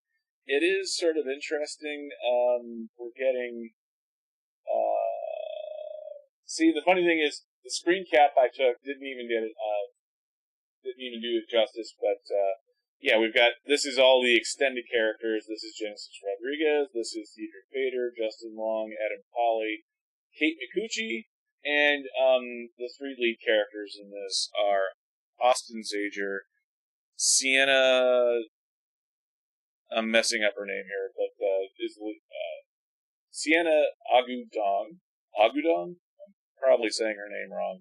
And then Haley Quinn Smith, his daughter, is also in the film. So I like the cast. I mean, you got Sam Richardson. I see Sam Richardson there. yeah, He Ken was in Jeong, Werewolf. Jason He Lee. was in Werewolves Within. That's a fantastic film. Kate Minucci. I saw her when she was in Scrubs. She's very cute. Adam Pally. Did you ever see Happy Endings?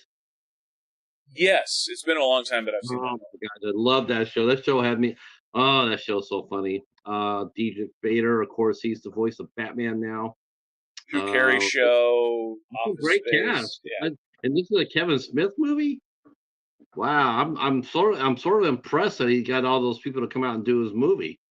Well, Tell you the truth. and then Rosario Dawson is also in there playing the mom of the leading lady in this film. Or actually, it looks like Kate Micucci's playing the mom. So it is really interesting to see sort of a generational shift taking place here, because with Harley Quinn Smith playing the actress within the movie within the movie kind of thing, it is sort of interesting to see whether or not this will be it's clearly a coming-of-age film, but whether it's told from more of a 40, 50-year-old Kevin Smith looking back at his youth sort of thing, and being more of that perspective, where I think we're so used to seeing Kevin Smith as the young filmmaker, Mallrats, all of the films that we're used to, that are the Kevin Smith tried and true films. So it might be interesting to see if his perspective on filmmaking and young love and romance has changed over the years. I don't know whether it will. Probably still Kevin Smith. The young actress in this, it sort of looks like a more tanned Gina Davis. Yeah. I was kind of thinking. I was actually kind of thinking of a younger version of Selena Gomez. It's kind of what you imagine of, but she's got some dimples. I'm thinking, oh, that's like Gina Davis, or a little bit too with her bangs like that. She kind of looks like a young Paula Abdul, a little bit from the Dancing Cat video that Paula Abdul did back in the day. Oh, right. Yeah. So anyway, I'm a huge Kevin Smith fan. I love his films. Even the weird ones like Red State and The Walrus. They're weird, but there's usually something there that's worth watching. So you know what? I'd much rather him do stuff like Red State and than him keep going back to the same well, and he goes to the well all the time. I mean, I really hope that this movie here has nothing to do with the Askew universe. I hope it's totally separate and different, and there's no connection to it at all, because I just can't do more. I mean, I know Clerks 3 came out and did really well and had a lot of heart to it. But man, every time Kevin Smith comes out and tries to do, he always goes back. It's like if the movie just doesn't come out and doesn't do really well right off the bat, he's so insecure as a filmmaker that he's like, okay, well that didn't work, so I got to go back and do another Clerks movie. Well, no. I wouldn't call him insecure. If anything, I think Kevin Smith likes supporting his friends and family and coworkers, because a lot of the View Askew universe is his friendship with Jason Mewes. So it's Jay and Silent Bob. It's his real life friendship with Jason Mewes. I think is a lot of the reason why we go back to those characters so often. Also because they reflect directly on Kevin Smith and where he's gone in his life, where he's from. And I mean, I'll give credit where credit's due. I mean, Kevin Smith, he was smart. He was living a completely horrendous lifestyle, and he almost died from it. And he did come out of it, and he made the right changes. He lost all that weight. I mean, I think he lost his body weight, half his body weight. He looks great. And it's like, I mean, I'll give him that. And as far as Jason Mewes go, he's been a great. He was a good friend to him. I mean, he even paid for his rehab, I think, a couple of times. But yeah, I think Yeah. it's sort of a one-sided relationship in some So respects. so I am definitely in the Kevin Smith superfan category. It doesn't sound like you are. I like him. I like him. You know what? I really like him a lot. I love Dogma. Dogma is my favorite Kevin Smith movie in a heartbeat. But I think he's a really good speaker, and I have two of his documentaries where he went to different colleges and did a speaking tour. Is that I the have Too two of Fat for those. 40? The one where he got kicked off the Southwest Airlines flight? Yes, I got that one, and then I got the one where he ended up telling the story about him being they wanted to hire him to do a Superman movie, and and the super producer at the time, who used to be the hairdresser for Cher. He came up there and said that he wanted John Peters. He says, "I want a spider in the last. I want a spider. I want Superman to be fighting a spider in the last for the main fight." And then he goes, "I'm probably not going to do that." And then they did Wild Wild West, and they had the spider in the last. That Yeah, story had me in tears. I and was laughing my ass off of that one. there's got to be a documentary or a feature film behind the scenes, whatever it is, that's got to come out some point where Kevin Smith is doing the Nicolas Cage Superman film. There's got to be a feature film that comes out on that at some point.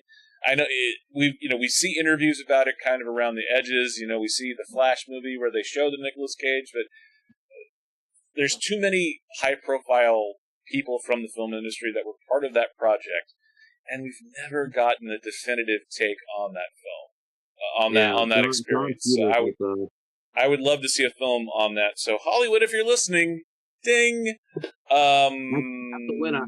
Yes. So look, I am a complete shill for Kevin Smith. If he makes a bad film, I'll say so. Clerks 2 was not a great film. I've said that many times, but I go back to I I, go back to Clerks 1 in theaters when I was in high school. So I watched his first I film heard in Clerks. I theaters. heard Clerks 3 is very. I heard Clerks 3. I heard was very very good. I It's heard excellent. nothing but, and I picked it up at the library. Stop me if you heard this before. I did get a copy of that from the library for a quarter. Well, and if you liked the whole story about the documentary, the Too Fat for Flying or Too Fat for 40 kind of thing, I got those. I got those there too. there are some references in Clerks 3 to that. I don't want to have any other spoilers there, but yeah, if you like Kevin Smith and you like his story, I think you'll like Clerks 3. As far as the 4:30 show, the 4:30 movie goes, I'm just because of that, I think the trailer looks good. It doesn't look great. It looks good. That's But good. Kevin Smith with his name attached to it is the entirely what I'm going with on here. And that's why it's my number 3. And I'm a little surprised that it's not higher on my list because it is a Kevin Smith film. And I've basically seen every Kevin Smith film in theaters except for maybe one or two here or there over the years. So, um, yeah, so I'm definitely planning on watching the 4:30 movie. Because I messed up on the numbering, let's just talk about Conclave. Was that your number 3 film? That was my number 3 film. Okay, I so mean, I messed it up. I had it as number 4, but let's talk about Conclave. Ray Fiennes, Stanley Tucci, John Lithgow talks about the process of choosing a new pope. well, what more can we say? I mean, you got Ralph Fiennes, Well, Stanley hopefully a Tucci, little bit John more. Lithgow, and Isabella Rossellini. Yeah. Are all in the making. This sort of reminds me a little bit like if it was the Da Vinci Code, or Angels and Demons, seen through the clergy itself, seen through the priest from Roman from the church. It is a mystery. And I love religious thrillers. I like supernatural thrillers. The religious thrillers. I'm all in for those. and these are definitely four of my favorite actors right here. Uh, I this is a no-brainer. I just think that this is going to be that the fact that this is the fact that this is and the director of the movie is Michael as Edward Berger, who did All Quiet on the Western Front, which was a devastating great remake, and it won a ton of awards.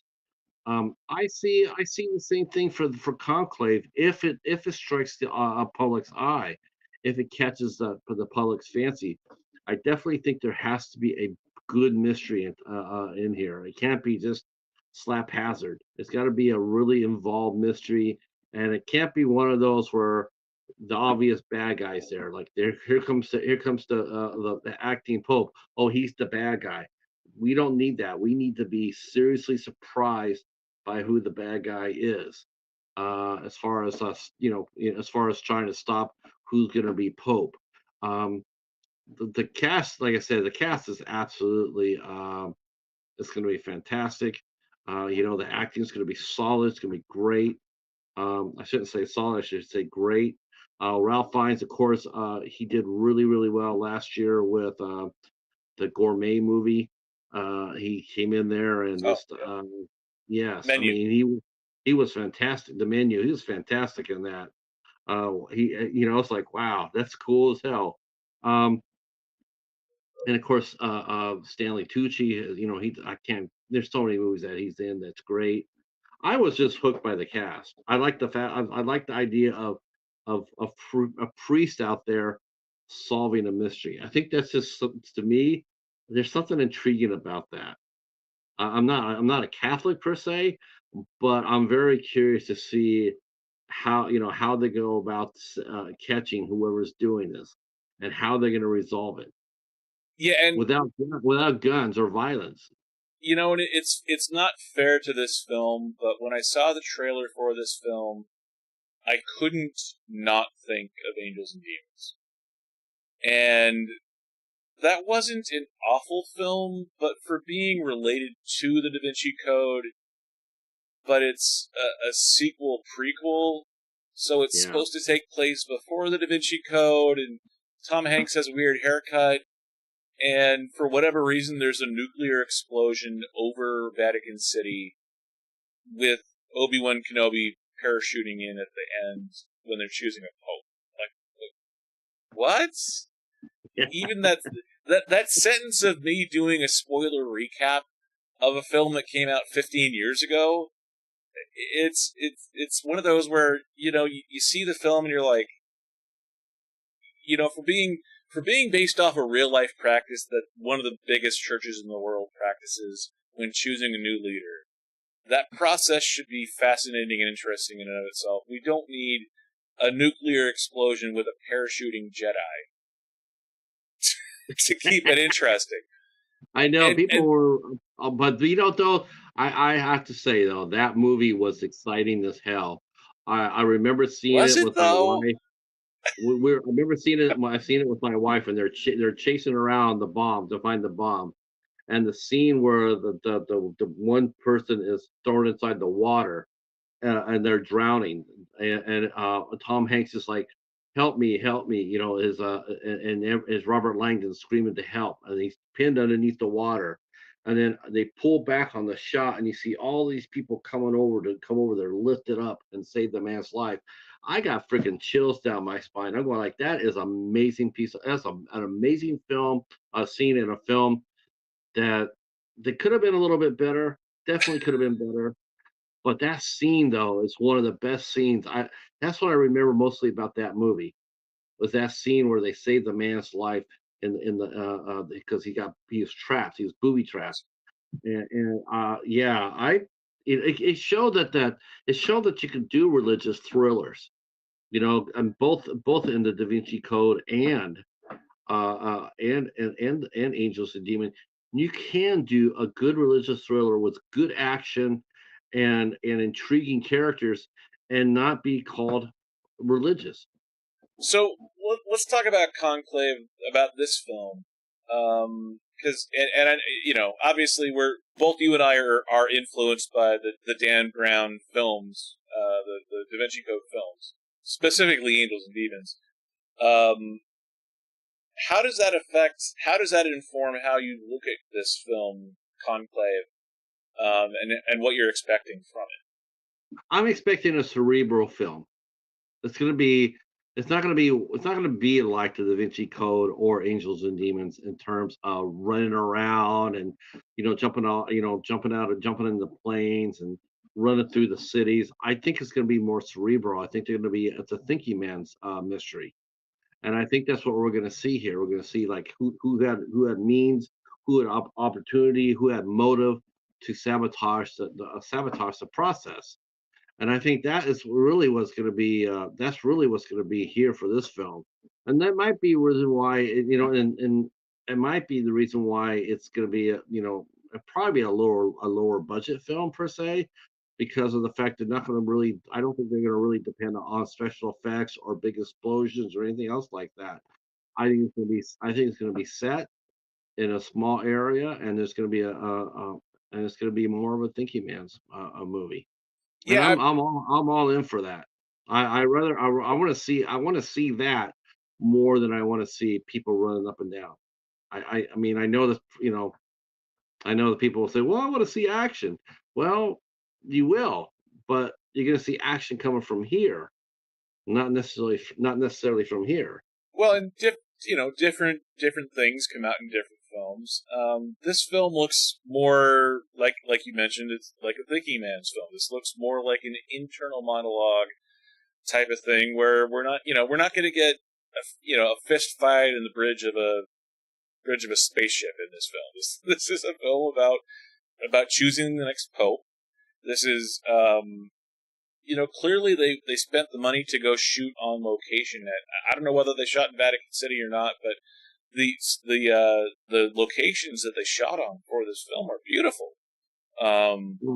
And it looks like they got the Cardinals uniforms right. It looks like they got the nuns uniforms right. I think that tells you that they got. I think they got approval from the church for that, because I don't think without the support for the church, I don't think I don't think necessarily you would see such precision or such the uniforms being so perfect. I do think they got support Now, from the church. do you know whether they actually shot in Vatican City or for this film? Uh, I know that they have shot a couple of movies. I know they got special permission in the Da Vinci Code to shoot some scenes in there, and also the Louvre. Um, I don't know, rightly. I don't know if they got permission. I would think that they did because of the quality of the production. It's not going to be a like I said. We're not going to see people run up and down and run up and down, shooting at each other in the movie. I don't think we're going to see this. I don't think it's going to be that kind of movie. Yeah, if a Jedi parachutes in front of an explosion, I will be sorely disappointed. So yeah, I definitely I'm not planning on watching this film in theaters, but it does look really well done, and I wouldn't be shocked if the O word, if there were Oscar nominations coming from a film like this. This looks like a film that could, I wouldn't say it's an Oscar favorite for nominations, but it definitely looks like a film that could get a stray nomination here or there, especially for cinematography. Oh yeah, cinematography, probably costume, set design, that sort of thing. The technical awards. Depends on how well it does. Could it get a Best Picture award? I guess you could tell that by, I'm not sure who's releasing it. I mean, if it's an independent, they probably won't make it onto the best list because, Oscars are bought these days, not earned. Um, so I would hope that it gets a nomination based on its merit, and that they won't have to campaign necessarily to get their movie on the list. Hopefully, it gets there on its own merit. Well, it is interesting because Edward Berger got nominated or his film All Quiet on the Western Front got nominated a couple of years ago. So the fact that he's also doing, this is obviously a different subject matter entirely, but it is equally serious. It does have an all-star cast in a serious film covering a serious subject in terms of the Conclave and choice of new pope. So I wouldn't be surprised if this film directed by Edward Berger were to get a nomination here or there. I don't I think wouldn't be surprised either. I mean, I hope I mean, the cast itself, and the premise for the story, it's fascinating, and it's a great cast.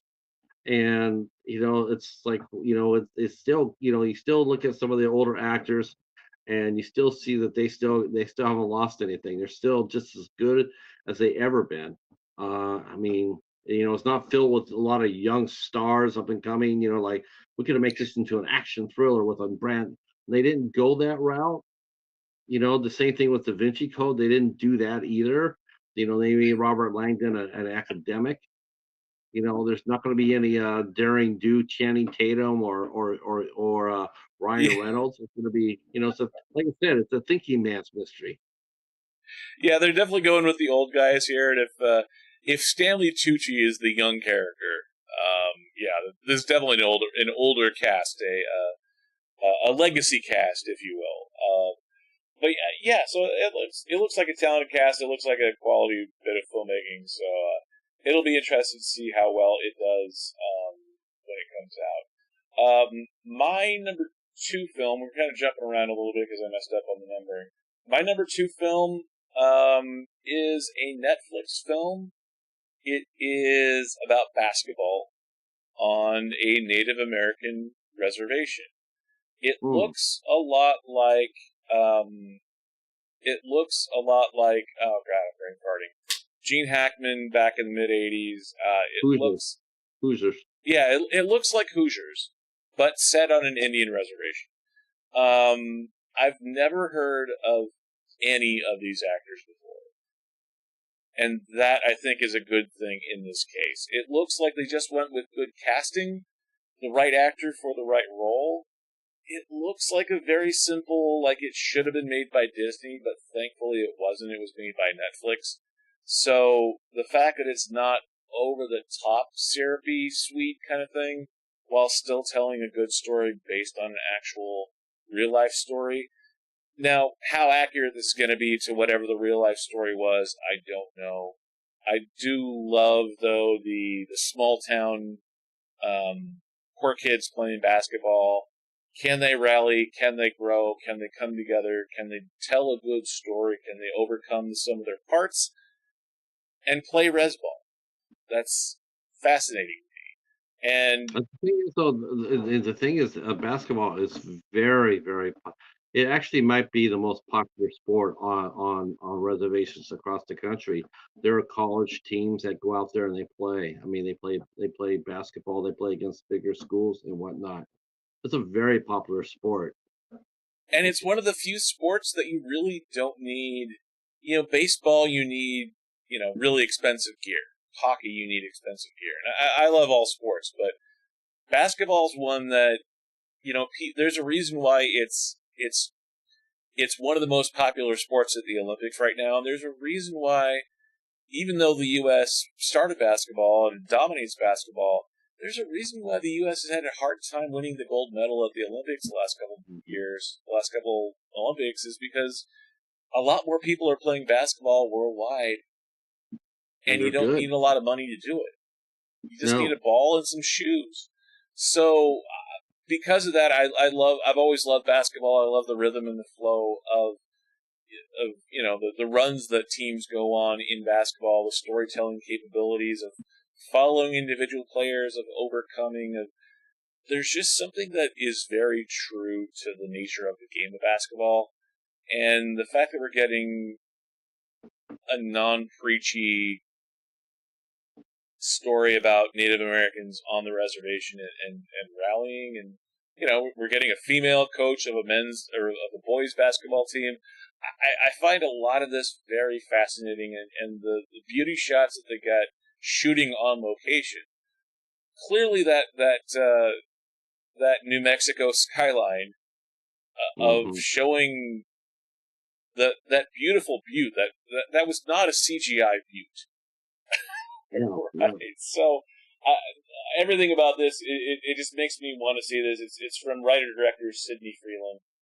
Never seen anything else that she's done before, but it excited me so much that I put Resball in front of Kevin Smith films. So that's how excited for this film that I am. Comes out September 27th on Netflix. So, have you seen the trailer? Have you heard anything about Resball? I know about Native Americans playing basketball. They've had a rich history of playing basketball. Since Jim Thorpe. They used to have a really good football. They used to play football too. Collegiate ball, they used to play a lot of that, but the size got into the way of that, and plus the interest. More and more Native Americans picked up the basketball, and they became really good at it. They came, there still are. There's like 4 or 5, like I said, there's like 4 or 5 teams, colleges that field teams that go across country and play other teams. It's collegiate. And it was interesting too, and I kind of messed up the screen capture here, but for the director Sidney Freeland, she's directed a lot of episodic television over the last several years, and it was interesting because she directed one of the episodes of Star Trek: Strange New Worlds, which is one of the best received Star Trek of the Star Trek streaming shows. But she also did a couple episodes of Reservation Dogs, and I've not seen that show. But yeah, I got a lot of people talk about that show, Reservation Dogs, and how well. That's what I really. The Upside Dan from the Cinema Squad is here, so we're gonna get taken over by the Cinema Squad. Dan says that he liked the movie you listed, Anora.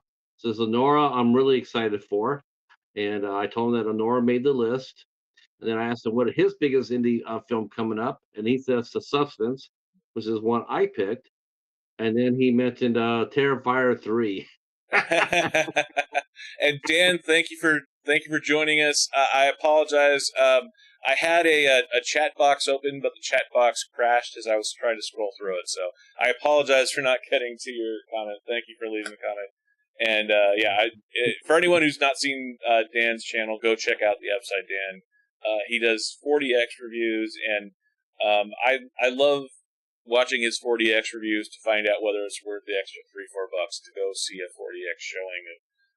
And of course, these guys will be doing the Cinema Squad. They'll be watching watching the previews as well, getting ready for the fall and winter season. As they'll be rolling out the Rubber Duckies next year. Oh yeah, absolutely. They're the Rubber Duckies. They're the Cinema Squad's version of the Oscars, or the improvements on the Oscars. I think the Rubber Duckies are a lot of fun. Oh yeah, absolutely. I've been involved in 2 of the Rubber Duckies. Wasn't involved last year, but the Rubber Duckies is a lot of fun. So I do not currently have a Netflix subscription, but when this comes out in late September, I'm considering about signing up again. So. Are you planning on watching this on Netflix? I would love to watch this, but what are the chances of it coming out of physical media? It all depends. I mean, it's like that's really what it all depends who's putting it out. If this is a Netflix production, if they put the pony up the money for it, yeah, I'll probably never see it because I don't have Netflix, and Netflix doesn't really put out physical media of their own movies, so.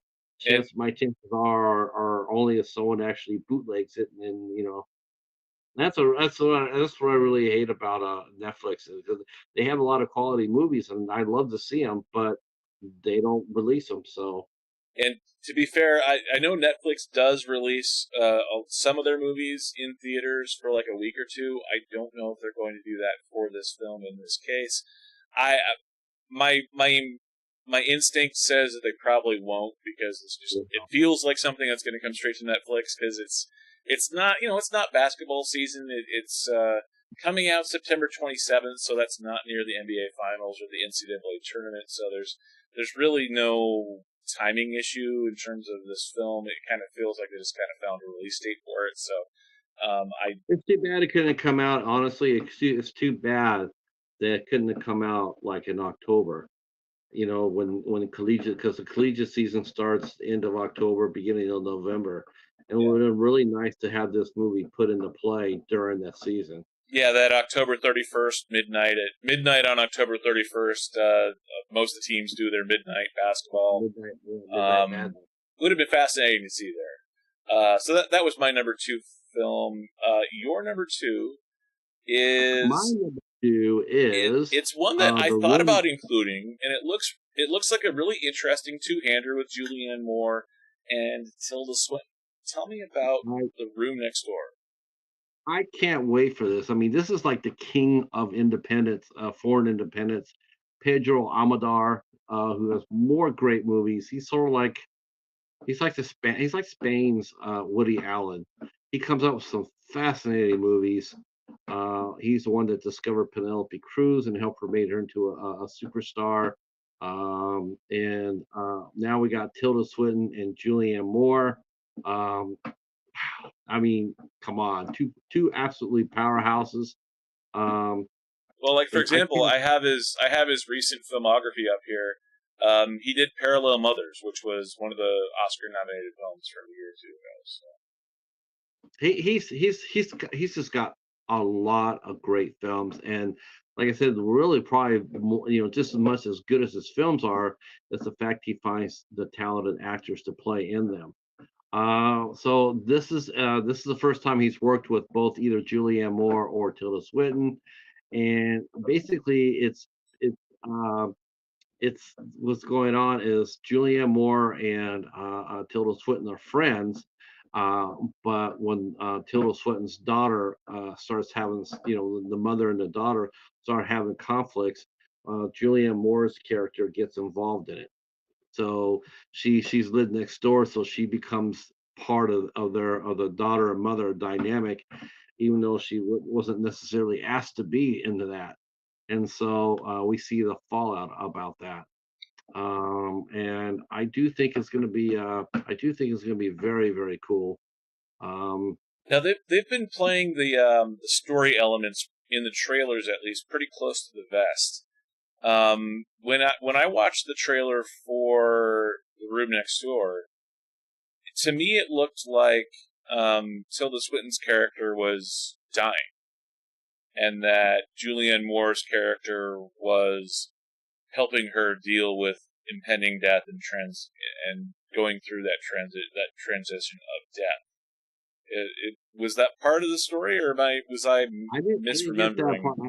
I just know that the daughter and the mother were having issues, and that Julianne Moore's character is the one that gets in between them, even though she's not necessarily asked to do that, and it causes tension between, and it probably, probably stresses out their friendship and relationship between the two women, which is, co- probably a lot more common than people realize. There's, how we think about how many times a friend or a loved one has come in and offer you their 2 cents about a situation that they know nothing about, but they still feel because they're your relatives or your friend that they have license to do that.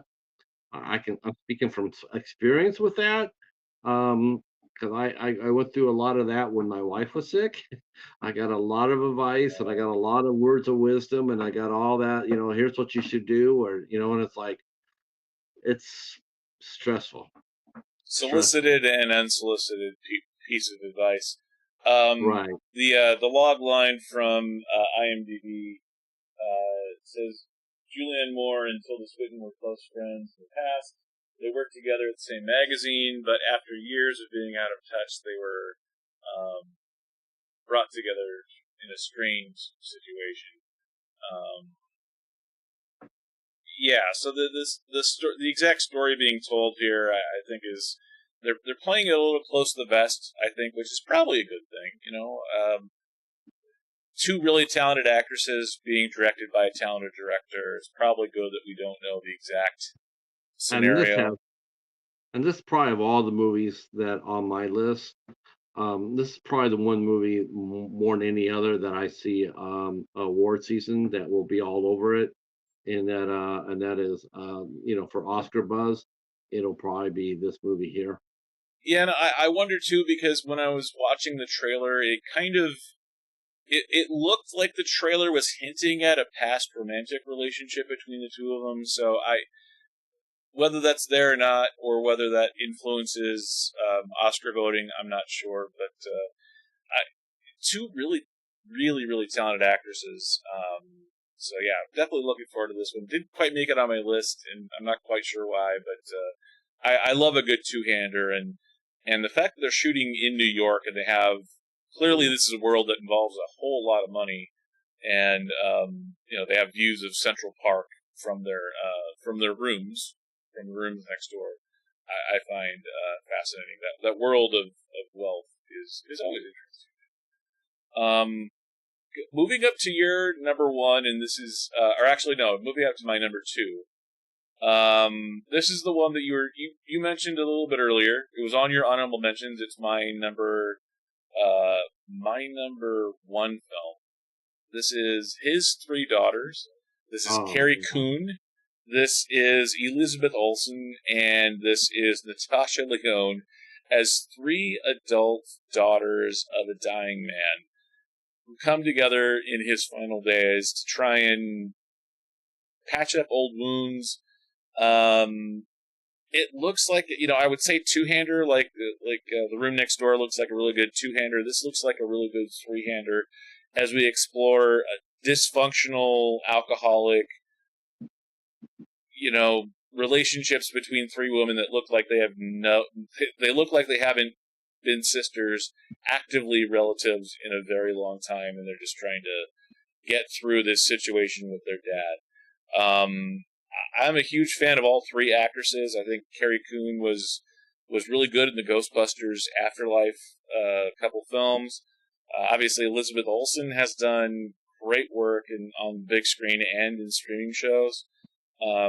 She did that murder, the murder that wasn't a murder, but her character actually did kill someone with an axe in real life a year or two ago. And then Natasha Leone, American Pie, everything else she's done. I'm a huge fan of all three of theirs. I'm super happy for Elizabeth Olsen. I mean, she sparkles. Carrie Coon is really, really good. Real good. But I gotta tell you, I have a softness for Natasha Leone. I know she's brash and she's, loud and brash, but the fact that we're able to sit here and talk about her acting in a movie is a freaking small miracle. It's a freaking small miracle. And because, after American Pie, she she had a lot of problems, a lot of problems. She had a severe addiction. She was shooting heroin.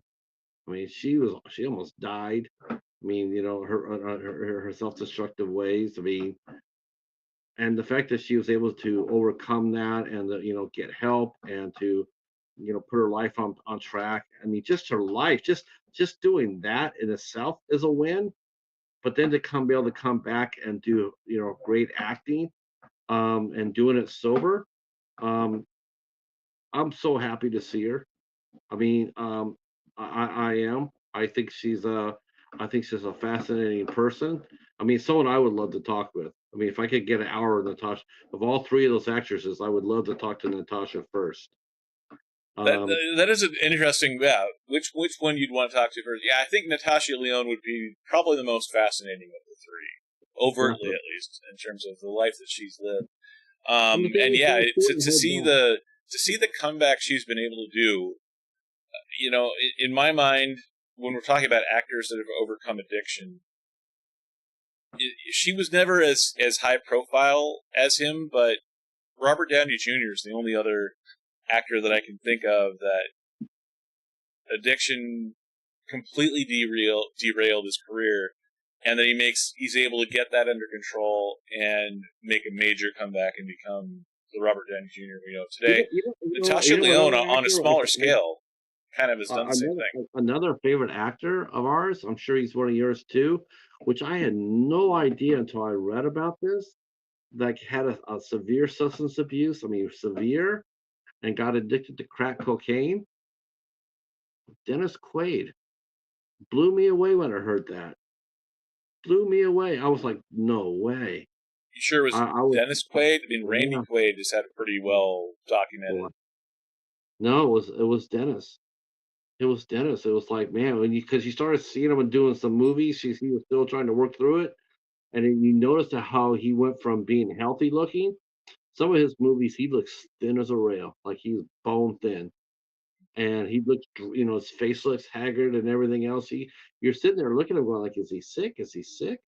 And then you didn't. Then you found out later on that yeah, he was sick, all right. He was, he was in the throes of that, and then he got clean too, and now he's doing quality work again. Yeah. But man, for a minute there, and the same thing with Natasha Leone. Like, honestly, she was like one of the best things in Blade 3, Blade Trinity. She really was good in that movie. If you really go back to her character, she plays such a sympathetic character, such a cool character, a blind ally of Blade. She was blind, and she was so cool in that movie. And you can just, because of course, we all see her from American Pie, but it's like that's sort of like a one-dimensional character. So she made that character really pop out, and you really cared for her, even though she was really brassy and hands off. But she did have a heart, and you did see that through her performance. And to me, that's where I really got hooked. I know a lot of people saw her in Down and Out in Beverly Hills, but I thought she stole her scenes in American Pie, and then she just advanced on from there. And then Well, then she you was heard about definitely her. the most well-developed female character in that film because I love American Pie, but it is definitely a film about guys from the guy's perspective. Right. And the female characters, I think, in the first film are the most fleshed out that they are in any of the American Pie films. But of the female characters, Natasha Lyonne's is really the one that jumps off the screen in terms of actually having emotional depth in not a lot of in not a lot of time on screen. But she is the one that delivers the most solid performance of all the female cast members. Yeah, so one character you wanted to see more on screen too. You wanted to see her happy. Because you're thinking about that, and you think, well, her, because that's what you feel when you watch her perform. To me, it's like, man, when you watch her perform, that's the one thing you think of is like, I hope her character, wherever she plays, I hope she ends up with a happy ending. Because I don't know very many movies where that's ever happened for her. But she Yeah, she that's a good question. definitely, and I've seen Carrie Coon before. She did a movie called The Nest with Jude Law that was just really freaky. She also did a room called, I think it's called The Quiet Room, which is where I first discovered her. That movie is beautiful, Well, and she beautifully. was really good in Ghostbusters Afterlife as the mom of Finn Wolfhard and Mackenzie Davis. And then the other thing is, we hear her voice, but you don't really see her on screen per se. She was in Avengers Infinity War and Endgame as the female. There's four horsemen underneath Thanos. She's the female warrior there, and ironically, her character, who I can't even Proxima Midnight, I think, or something along those lines. Right, yeah, Carrie approximately. Coon's character faces off against Elizabeth Olsen's character in Avengers Endgame. So it is fascinating to see that the fact that they had an adversarial relationship in the biggest blockbuster of all time, and now in this quiet little family drama, they still have conflict, which I find I think most fascinating. MCU people, honestly, they wouldn't know Carrie Coon at all. I mean, they because she was heavily makeup and all that. Oh, the I don't think CGI they, I character. don't think I don't She wasn't huh? even on set. I doubt any single one of them could name a single movie that she did other than that one. Um, I mean, she's sort of like a chameleon. I know she did one called, I think it's called The Gilded Age. It was a TV series. It was set in the turn of the century New Mm. York. It was about the different ladies climbing just trying to get into the social circles. And I think that Carrie Coon played the outsider, the interloper, so to speak. who comes, she has new money and she comes in and she wants to be part of the society. Supposed to hear. I heard it's supposed to be very good. It was on It's in, HBO a year or so ago, and I know I watched like part of an episode, but it wasn't like it didn't grab me, so I didn't keep watching. But yeah, that had a lot of actresses in it. Looked like a really good cast for Gilded Age too. I think the only one I can remember is I think the only one I can remember other than Carrie in it was I want to say it was Frances Fisher, maybe not. Yeah, a lot of really talented actors. I honestly can't remember who was in it off the top of my head. As far as the writer-director for this film, Azazel Jacobs, he's done a lot of stuff, but it's not really anything that I've ever seen. I've got it up on screen a little bit here. I didn't frame it well, but he's been around for a very long time. He's done a lot of episodic television, some feature films here and there, but nothing really that I've seen before. So this film, though, there's something about the honesty, the emotional honesty, the emotional truth of the relationships between these three sisters coming together at the death of the parent is always a hard thing to go through. So that's something that interested me, and that's why it ended up at number one on my list. It was also one of your honorable mentions. Are you planning to watch His Three Daughters when it comes out in theaters, if it is in theaters? If it gets played in my area, which is frustrating to me because I thought they had enough screens to play some indie films. I was so disappointed to see that to see the Widow Clickwell. I'm sure I'm killing that name. I was really disappointed that it didn't play. Which I'm one? like, wow, the Widow Clickwell. I can't. It's the lady with the Haley Bennett movie that they Vertigo Okay. release was going to do. I really thought it was going to play our area. I didn't realize, like I said, I didn't realize till afterwards that it was only going to be on 102 screens, and that's it's like, well, okay, well, the chances of playing in my small town are slim to none. I mean, it probably played downtown And Slim Detroit. left the building. Yeah, I was disappointed because I was all hyped up for it, ready to rock and roll, and then it's like, then it's like, okay, well, it's not here. Then Borderlands is coming. I know she's in that, so I'll get excited for that. And then everybody crushed Borderlands, and I'm going like, okay, now I have to sit there and wait again. And then it's like, I know she's doing The Luckiest Man in the World, which is going to be very interesting. I know that story. I knew that story before when they announced it. I knew about that story. I saw it on a Game Network. That's going to be interesting. That's going to be a very interesting movie. Nice. Yeah, but you know how that goes. I mean, hopefully the star power it has will get into a wide release. But how many people are actually going to go and watch a drama like that? I don't know. Hopefully some. Hopefully people are tired of Deadpool, Wolverine, and they want to go see some quality filmmaking instead Well, of and, death.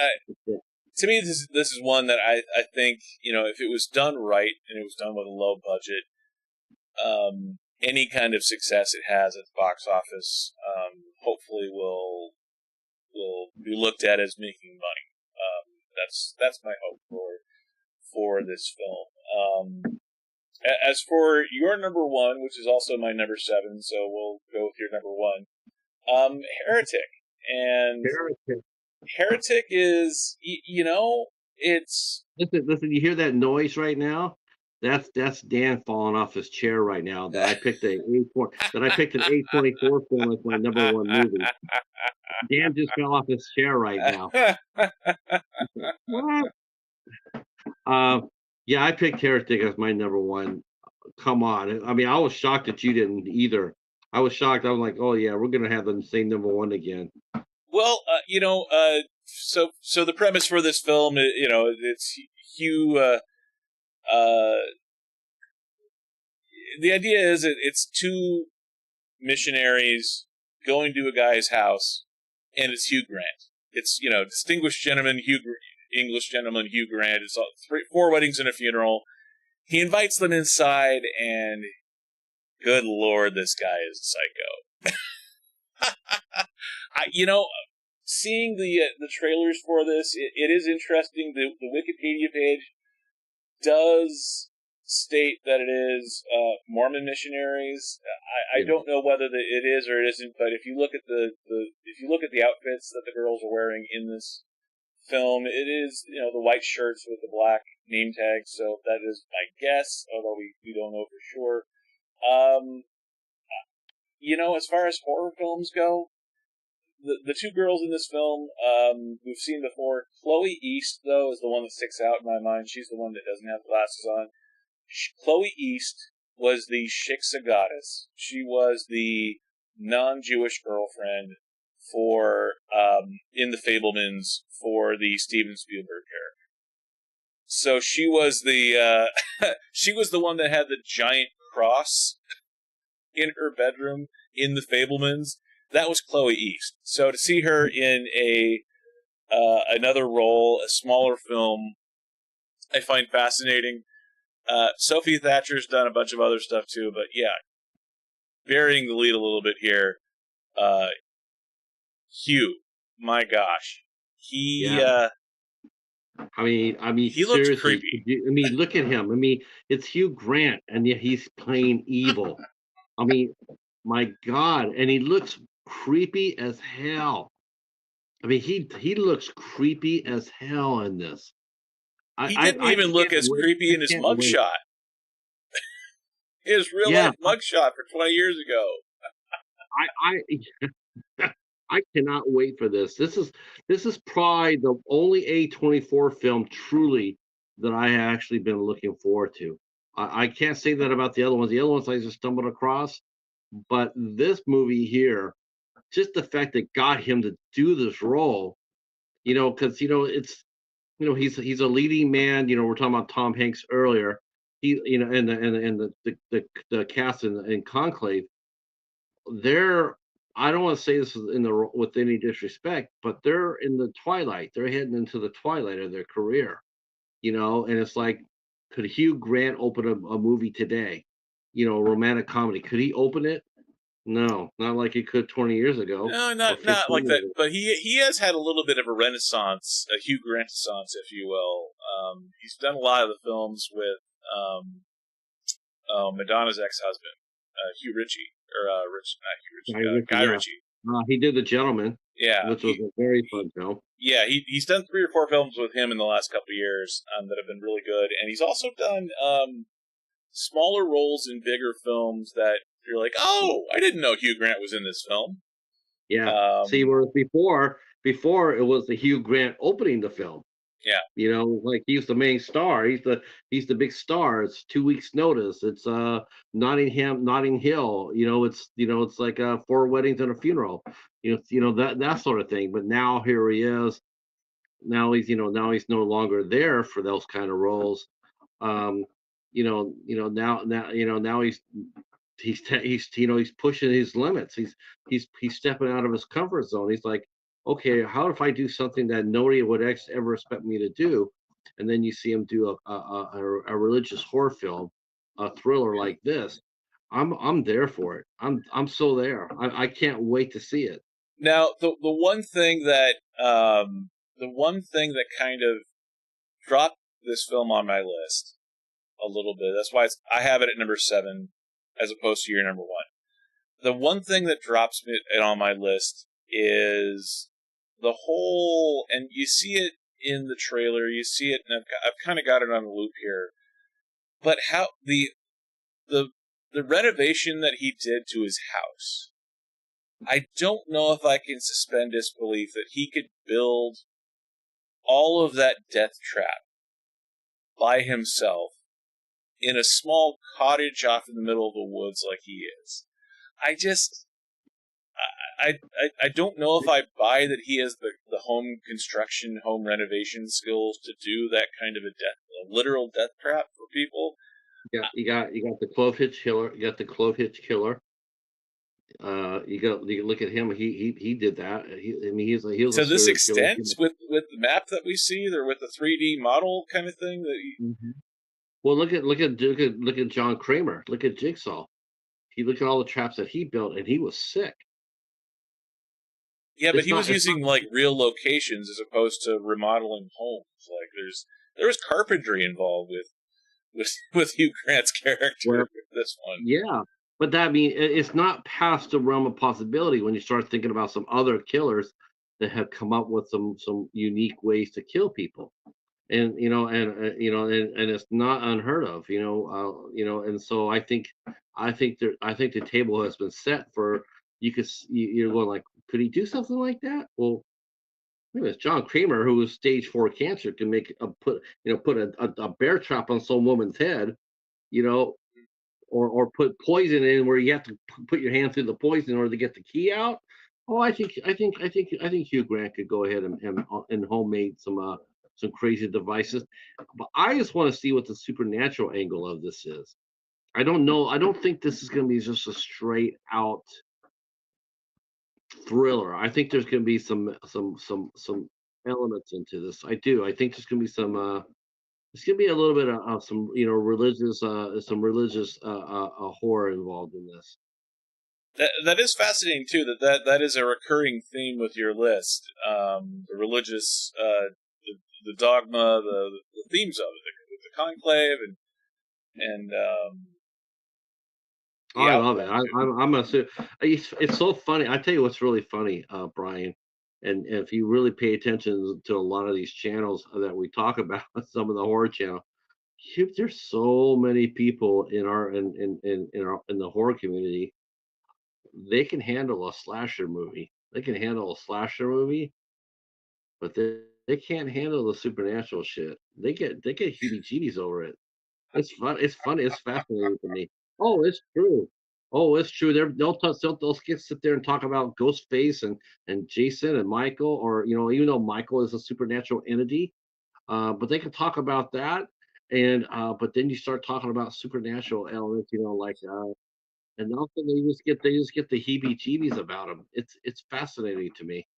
well, it's kind of a weird, when you have, you know, Friday the 13th or Jason or Nightmare on Elm Street. Those are clearly just horror films. They're not like religion based.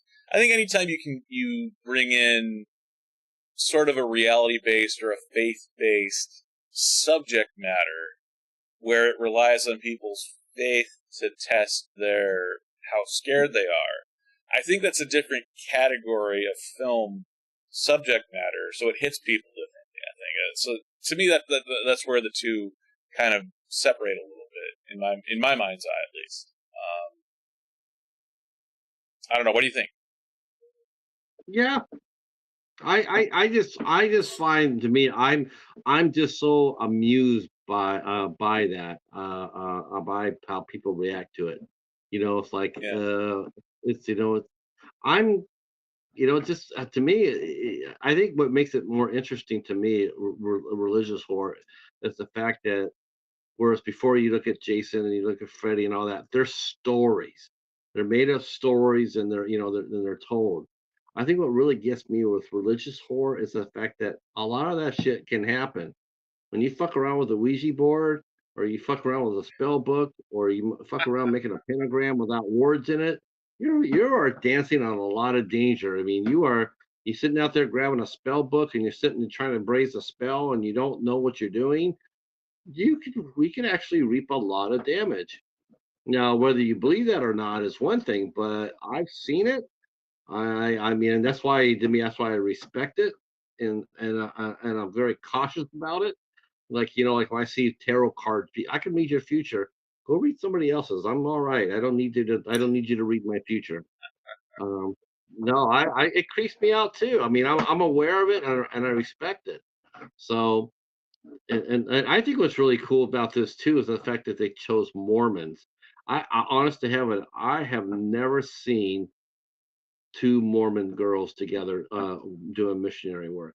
It's I more think of a recent, last 15, 20 years phenomenon. When I was a kid, they one send of my men. close friends, he went on a Mormon mission, but his sisters didn't, and I graduated in the 90s. Apparently, this is more of like a recent, like in the 2000s development kind of thing. And Really, when you know, women go on their missions, usually when men go on a mission, in the Mormon Church, it's at age 19. When Yeah, women go on a Mormon mission, it's when they're 21. That's I could be wrong. I could be 100% wrong there, but that's my understanding. No, that sounds right, because I know a lot of colleges get upset at BYU because a lot of times their players will go on missions and then they'll come back as 21-year-old freshmen, and they're already physically more, and they're grown men, and so they say that the missions are unfair, but it's oh shoot. Well, like for example, I'm in Las Vegas. The University of Nevada, Las Vegas, or UNLV, used to be in the same league as BYU, Brigham Young University, and Nevada's right next to Utah, so they used to call the series between UNLV and BYU as the Sinners versus the Saints. So we used to. So there is a lot of interesting parallels and that sort of thing. I'm actually a little surprised that they decided to. Now, I haven't had this confirmed as to whether it actually is officially Mormon characters in the film, whether they're actually part of the Latter-day Saints religion, or whether they're just implying that. The Wikipedia page does state that they're supposed to be Mormon missionaries. It does not say that in the IMDb page, so I don't know whether that's official or not. But clearly that's what they're implying with the white shirts and the black name tags. So whether it is or whether it isn't, clearly that's what they're drawing from as an influence in implying at least with their characters. So I definitely think it looks like a good film. The only reason I didn't have it higher was because I didn't think that Hugh Grant could do that much carpentry, but I do think it looks like a really interesting film, and it'll be interesting to see how the characters do or do not survive, and whether or not they both survive. I hate to do this to you, but I'm glad we hit our number one, because I am down to 3% on my phone. Okay, let's wrap it up real quick. Final thoughts on all this, and any other films that you're looking forward to this fall? I think it's going to be a hell of a season. I think it's going to be a very interesting season. I think the box office will continue to be successful as we all come back to the theater. It gives me hope for it. It's not coming out a dead summer season. It's coming out a summer season on a high. Minus the Crow, of course, but that was going to be DOA anyway, no matter what. Yeah. But I still think rolling into September, I think we're going to see a lot more. They're going to start rolling out the prestigious films, and then they get into October and Halloween, and of course November and December. All the award season shows. So I think it's going to be a fun season, and I'm looking forward to it. And tell me a little bit about what you have coming up on Have Cheetah Will View. I love all your interviews that you have, and who do you have coming up on your live streams? For this week, we have 3 shows. On Tuesday, we have producer Kim Durham. She just got done producing rolling out a new movie called Pale Horse.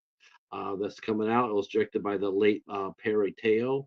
That's coming out. It'll be on Tuesday. On Wednesday. I have Wednesday here. I do. You got so many people lined up. It's hard to know off the top of your head. I have Joe Leone coming in. We're going to be talking to him about his new movie called Scared to Death. Nice. Looking forward to. Yeah, he's a great director, and he can spot talent. That guy he knows good actors. I'm more blown away with that. I mean, he's a good director, but his eye for talent is unbelievable. Nice. So he'll be on the 28th, and then we're talking to our first fan convention organizers. We're talking to Tim and Tom Gross, who run Gross Fest, and that's a fan convention, a horror fan convention out of Pittsburgh, and we'll be talking to them on Thursday. Nice. And of course, the IFC Midnight Show is tomorrow night at 8:00, and we'll be watching The Cured. Absolutely, do not miss your IFC show. You are the IFC guy. I like to think that I'm an indie guy, but you're the IFC guy. So tomorrow, 8 p.m. Central Time. Yes, 8 p.m. Eastern, 5 8 p.m. p.m. Eastern. Pacific. And this is why I'm sure Mr. Dan over here, Mr. Upside Dan, is probably, like I said, he's probably fell off his chair. I don't think he's commented ever since I mentioned that. But yeah, they all know I'm an IFC guy, and but Heretic caught my fancy. I'm really looking forward to that. Nice. Well, definitely check out your live stream tomorrow, and thank you for coming on, Patric from Have Cheetah Will View. I've been Dragon Movie Guy. Let's go ahead and end the stream now. Thank you guys for watching. Thank you, Dan from the Upside Dan. Really appreciate you watching and checking in the chat. And anyone else who wants to watch on replay, let us know in the comments section. What movies are you looking forward to watching this fall? What indie movies? And what's your favorite studio? Are you an IFC guy, or are you an A24 shill? Let us know in the comments. Hell yeah! Are you an A20? I call them A24 slappies. But yeah. I love both equally, but So let us know in the comments section below the video who your favorite studio is and what films you're looking forward to watching. This I want to fall, see lots of comments on this. Yes, I want to see the comments come in, and be sure to, of course, like the video and subscribe to my channel. And subscribe to Patric's channel to Have Cheetah Will View. I've been Dragon Movie Guy. Thank you guys for watching, and I'll see you next time. See you, everybody.